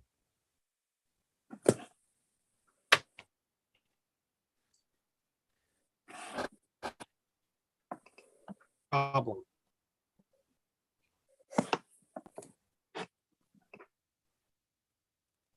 Do we, Mr. Chair, do we want to transfer your role to our vice chair until Marion County figures its internet out? How about now? Because I can hear you guys all just fine. That's better. You might try turning off your video. I can't. It's not appropriate for the chair to not be in view. Okay. No, so I've got multiple different internet services here at the house, and the fiber line for some reason is not working. So I'm using my 5G wireless, which now I just switched to that. So we'll see if that does better. Anyway, the answer to the question was yes, phone banking is effective. You can see from lots of campaigns and lots of other the other political parties that they do get through. You just are a grouchy boomer who doesn't like to talk to people on the phone, so it doesn't go through. The text messaging, there are restrictions on text messaging now, and it's hard for us to do it in compliance, and it's very difficult to do it to people that you haven't already gotten approval from. So yes, I do think it will be effective. And you only pay for what you actually do. So that's the other thing. Who was next? Somebody else had a Did I question. understand correctly with that last sentence that if they don't answer, we don't pay the per call cost? We still pay the per call. We don't pay anything above that. There's no minutes that get added to that. Somebody else had a question. Nope. Okay. Warren had one in the chat. I don't know if you were planning on answering that. Oh, that's what I was doing when I was freezing up, was the landline versus mobile. It's both. So we're using data from both the Secretary of State, or excuse me, from the voter registration and our consumer data program that we've been running for the last year. So we're pulling from both sources, and we'll probably use, there's a weight to them, which one's more accurate. But yes, we'll be using both. We can do that. We can do, Mr. Dorn, or Mr. Brenton, we can do a voicemail drop for missed calls. That is part of that program. And so we're going to be recording those with the candidates to have that so that they can drop it in. If we do get a voicemail, we can do that. Okay, would somebody like to move that motion, or I would accept that motion? To spend So moved. $2,500 for phone banking for LPIN candidates. So moved. It was moved by Mr. Rigg. Is there a second? Second. Seconded by Mr. Hagerman. Since this is $2,500, I would ask for a roll call vote. Ms. Salgado, are you ready for a roll call vote?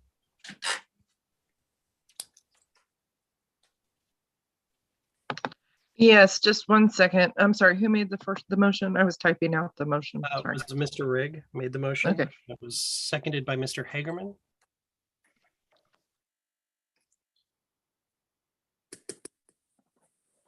Let's see.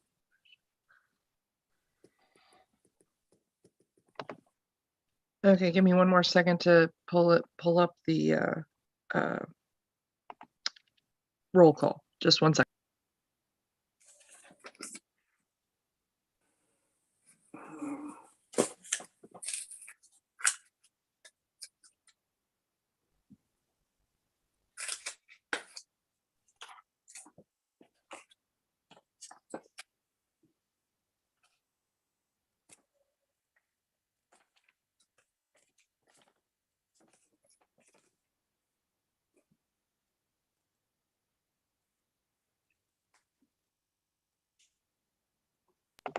Okay.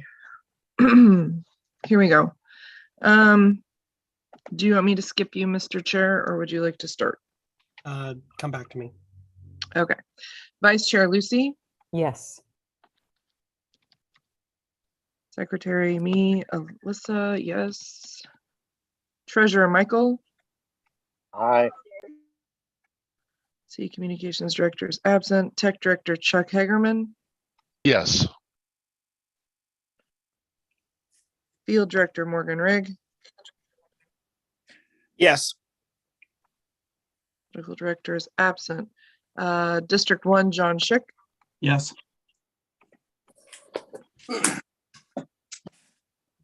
District 2, Elizabeth, Yes. District 3, Christy, Yes. let's see, District 4, Dennis, Yes.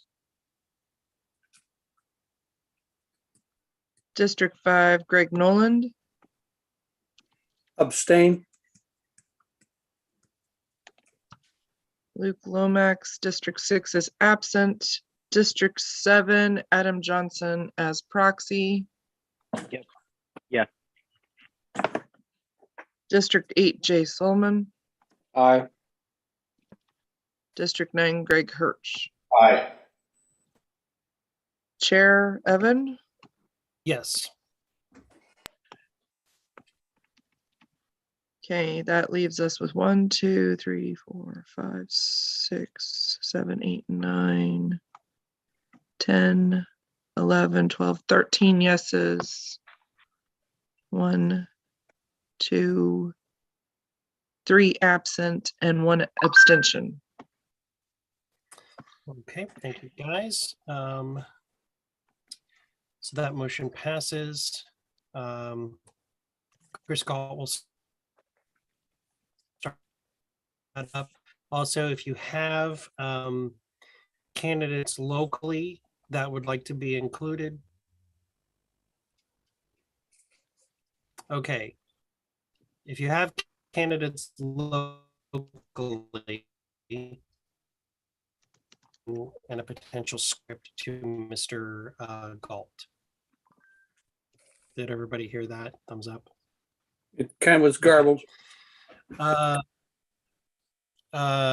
local candidates get all the stuff to Chris. That's what you said, right? Yep. Got it. Yep.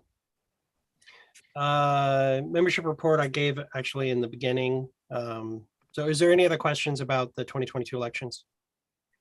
I'm going to try to get through this before my internet craps out again. Membership report I gave at the beginning. Legal update. There are no updates on our legal case right now. Convention document that you submitted, and I'm going to share that on the screen if you're okay with that, Lucy.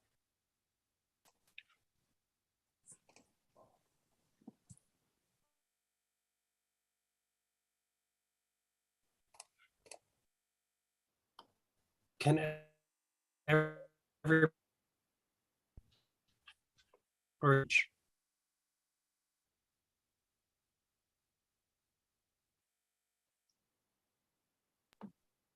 Can see the screen just fine, can hear you worse.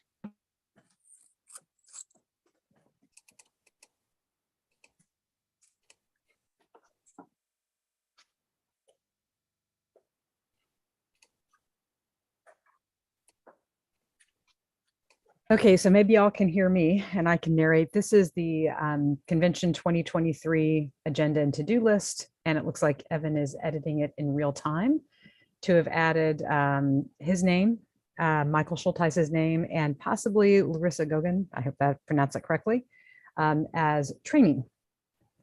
So that we'll offer 3 training tracks during convention, and those times going from 8 a.m. to 11 p.m. Maybe Evan, while you're in there, you can make that 8 a.m. to 11 a.m. Gosh, yeah, that's a lot of training. And then looking for some suggestions on panels.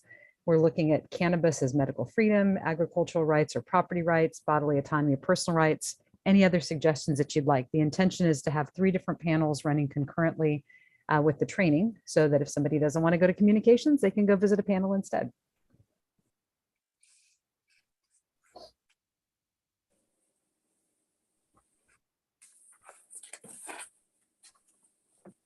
Lucy, I have a suggestion here. Sure. Just given the nature of what's going on in Indiana on this front, and that we have a pretty leading institution in the field, perhaps school choice would be a relevant panel. I know Ed Choice is just right down the road in Indy there. Yeah, that's a great one. And with Jada's campaign, I've noticed that's one of her main planks. Resonates real well. With who's your I vote. love it. Yeah, we got a vibrant homeschool community. We've got the school vouchers, and Arizona recently went to a take your money wherever you want to type of thing. So maybe we can get some compare and contrast with that. Yeah, and if any of the Ed Choice scholars would be willing to come out and speak on that topic, I would certainly be interested in attending. Yeah, that's a good one. Thank you. Yes, ma'am. Anybody else got I something? really like the cannabis panel idea. Americans for Prosperity is also doing a criminal justice summit, a huge Ooh. one, training and everything in November. Yeah, I think criminal justice is awesome too. Yeah, so there's going to be a lot of training that can be taken advantage of. It's the weekend after elections. I think it's the 10th and the 11th. They're paying for everybody's meals. If you need assistance in hotel stays, they're providing hotel rooms. Wow, So that's amazing. I'm trying to get a big group of us from Indiana to go and get this training. And maybe that would be something then we could pass on to our membership. Yeah, please contact me, privately after this, because I definitely want to be in on that. That is a huge thing for me too.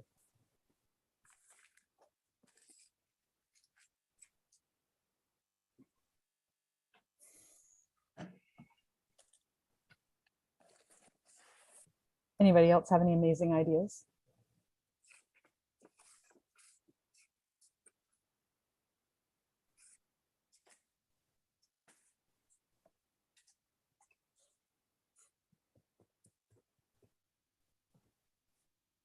If you have any ideas on training or panels, please email them to con23@lpin.vote. I had one more question about convention while we got you on the topic, Lucy. Yes. I can't remember if I brought this up previously, but I remember Ms. Sarwark, when planning the national convention, kind of made this a big issue. Childcare options. Yeah. Number of folks that I think would benefit a lot from, from being at a convention, but childcare issues may present an obstacle for them. Is there anything that LPIN can do with this convention to possibly ease some of that friction? That is a great suggestion. What do you think, Evan? I'm going to interrupt here and say that was actually done separate from the LNC. And the reason for that is because of the liability. They mentioned it, but it was not hosted or run or paid for or anything by the National Party because of liability issues. So yeah, that does make sense. If somebody wanted to host or, have a childcare thing going on, we could mention it to people, but it shouldn't be something that we are actually organizing or funding, because if something happens, we carry the liability. Understood.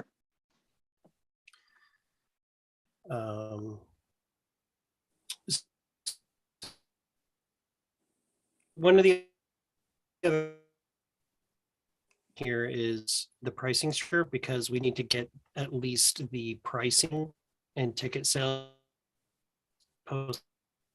This was the early bird complete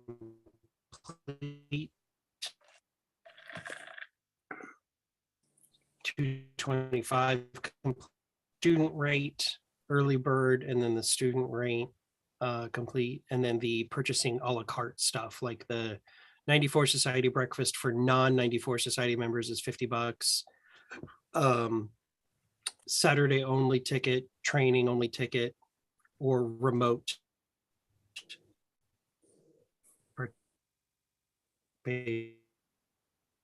or some of the things are the venue price did not really go up, but we don't know what the price will be for the 94 Society or the dinner, the Saturday dinner.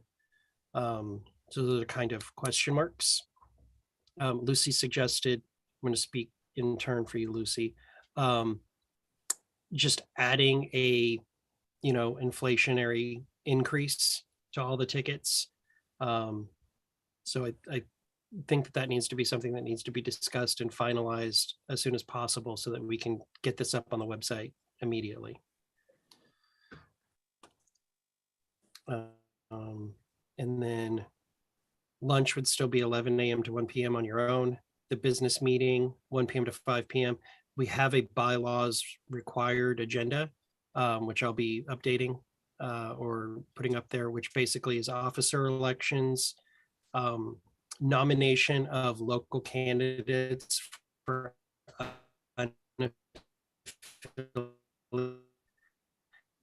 and then any bylaws process is the bylaws amendment needs to be sent to the bylaws committee. You're now, can't hear you. Actually having to. Can't hear you. Well, I'm not talking right now. Oh, Can you hear me now? Can you hear me? yes. Okay, so the bylaws committee consists of Mr. Nolan and Mr. Russell Brooksbank. So the bylaws would need to, they review them, make conforming suggestions to the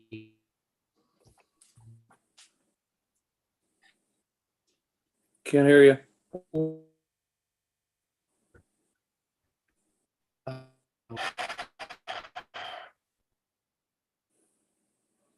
Can't hear you. How about now? Heard that. Okay, send your bylaws to the bylaws committee. And if you don't know the process, that sucks.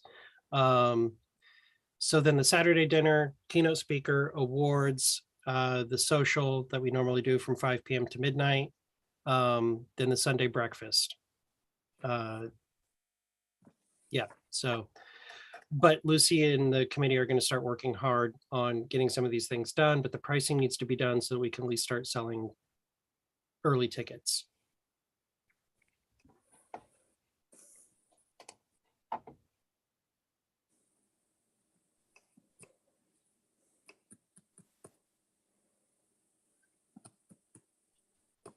Does anybody from the bylaw or not bylaws, the convention committee have anything else, Miss Lucy or Miss? Nope, that's what I wanted to bring forward today.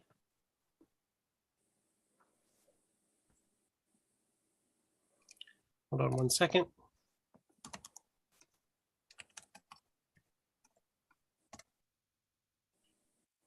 Okay.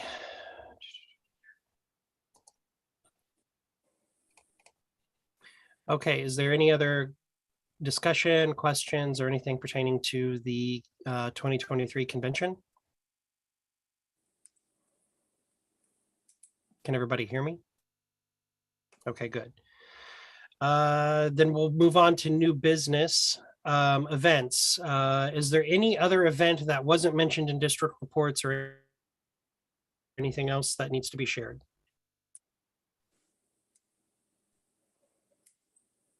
Okay, hearing none, we'll move beyond that item. Election board. So for the last year or so, the election board has issued their fines for late filings,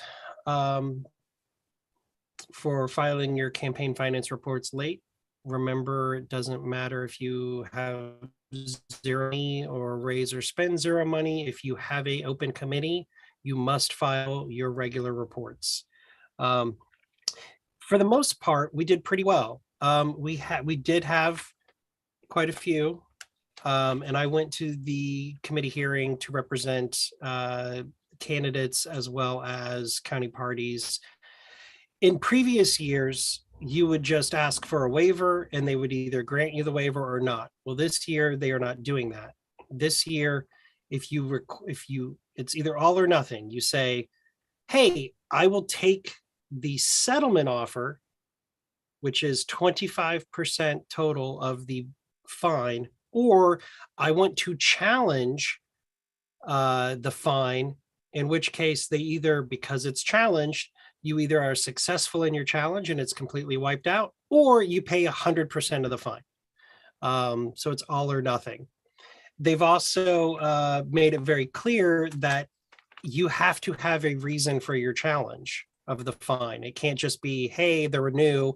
It had to be, there was a technical reason. It can't, like, even if you were sick, even if you were in the hospital, they don't care. That's not allowable reason under the law. So they were being pretty hard.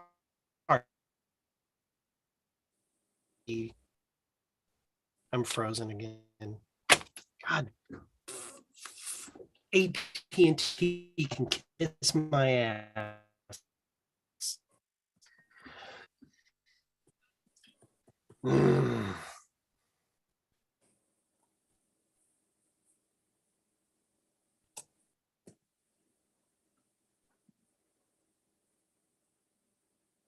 Okay, well, give me a thumbs up when you can hear me, and I'm just going to sit here talking and everything. Okay, cool. Yes, they institute a plea bargaining system, Jay. And it actually is, under the law, is actually how it's supposed to be done. They just hadn't been doing it that way for years. So they started doing it that way. Anyway, I agreed to most of the settlements. There was one instance where I did not, because I knew for a fact and had the documentation that it was not the candidate's fault. It was a problem with the Secretary of State or with the election division's office. They had the glitch. The staff member was there, was able to back me up on that. They wanted to keep the fine, the election board, and was like, listen, I just agreed to the settlement for all of these other ones and said we have to own these mistakes. They failed to file on time.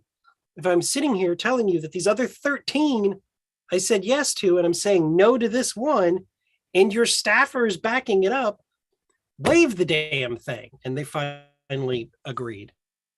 So I wanted to give you guys the names of who had fines. I'm not going to give the dollar amounts, but give you the names of them. A filing error. They decided not to challenge it, but they probably could have, but they didn't. It was Russell Brooks Bank's campaign, Morgan Riggs' campaign, Jennings, Lawrence, Brown, Howard, Shelby, Martin, Randolph, Wells, and I believe Johnson County or Jackson County, but Jackson County was actually there and they spoke for themselves. So those are the ones. I've sent emails to them about their fine and what they have, what they owe. So one, like Randolph County, was basically their settlement was $13. So yeah, it's kind of silly. There was one county that was literally 3 minutes late filing their report and they got fined $50 for it. So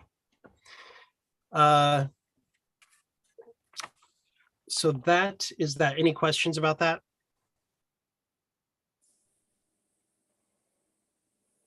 Okay, hearing none. The next item on the agenda is Mr. Solomon. You wanted to make a motion for candidate support. Sorry about that, Mr. Chair. I was trying to type and was not ready for you. As you probably all know, I am the campaign manager for Miss Burton's campaign. We had our first door knocking event a few weeks ago, and life lessons learned the hard way. Literature goes really fast.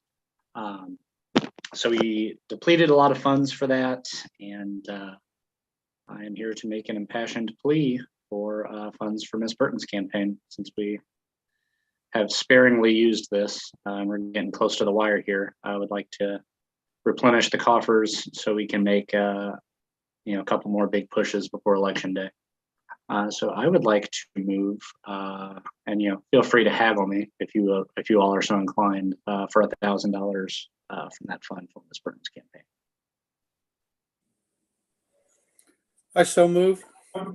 Maybe you moved, I guess, right? Yes, I moved that. If you would like to be my second, Mr. Nolan. Okay. Thank you, sir.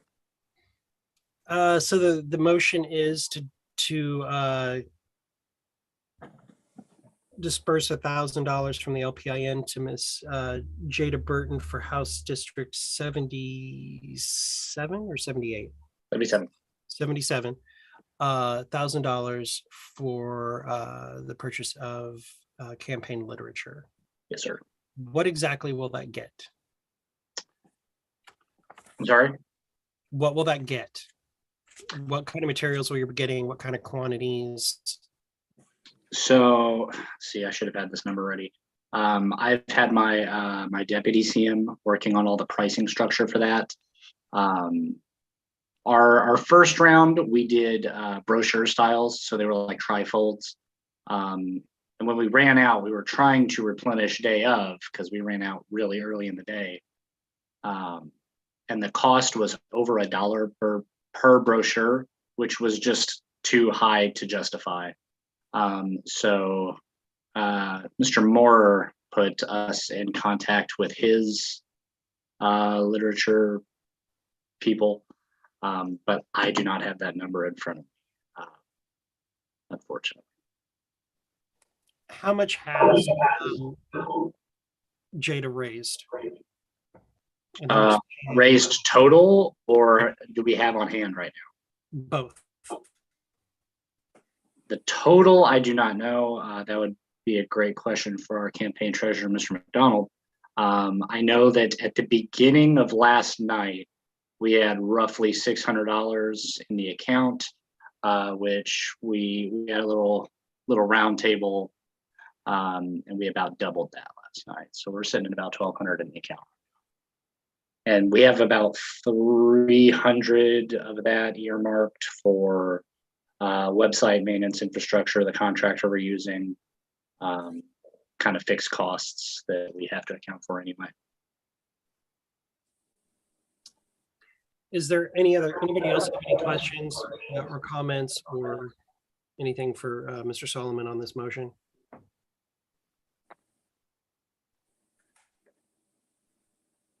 I guess my question would be, to our treasurer, is this an expense that we can manage easily?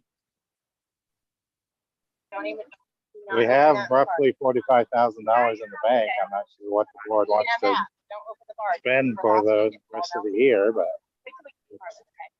it's a semi-small fraction of what we have available.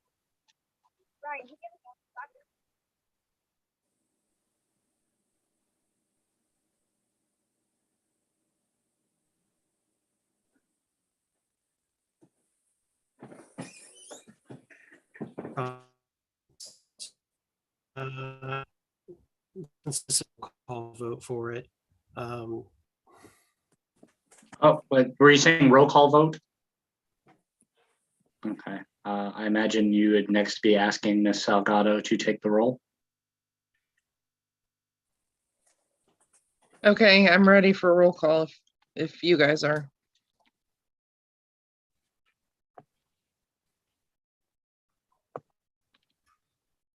Thumbs up, Chair.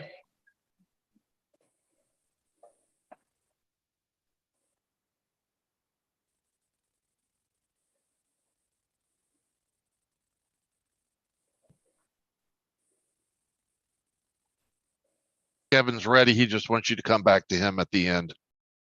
All right, I appreciate that. Let's wait a minute. Morgan's coming in. He may not know what we're voting on.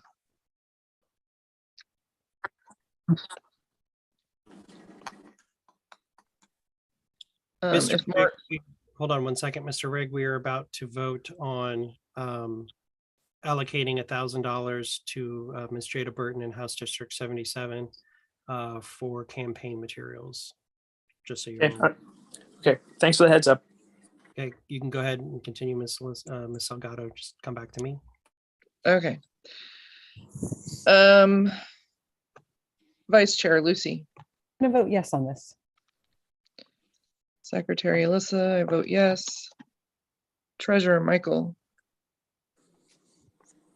Yes. Communications Director is absent. Tech Director Chuck. Yes. Field Director Morgan. Yes. Please hold the vote for 1 minute. Mr. Solomon, are you going to abstain from the vote? If this board would like to request me to, I would see no reason to fight that. I would ask you to, since you are her campaign manager. Very well. Thank you. Go ahead, you can continue, Alyssa. Okay, let's see. I did Morgan. Political Director Chris is absent. District 1, John. Yes. District 2, Liz. Yes. District 3, Christy. Yes. District 4, Dennis. Yes. District 5, Greg Nolan. Yes. Let's see, District 6, Luke is absent. District 7, Adam Johnson as proxy. You left. Oh, he's absent then. Okay. District 8 is abstaining. District 9, Greg Hirsch. Chair? Yes. Evans? Yes. 1, 2, 3, 4, 5, 6, 7, 8, 9, 10, 11, 12 yeses. 1, 2, 3, 4 absent and 1 abstention. Okay. The motion carries. Mr. Solomon, if you can get your ACH, oh, no, never mind. It should be done by via check. Can you get me the information, mailing address and the exact committee name so that I can get a check mailed out to you for that? Just email it to me. Okay, we'll do. We try to abstain from doing ACHs to candidates. We can do it to county parties, but it's wonky if we do it to to candidates, it's not great. So Would it be fine if I gave you a mailing address that was not the campaign's mailing address? give me both and indicate. Okay. I was just going to give you our treasurer's physical address.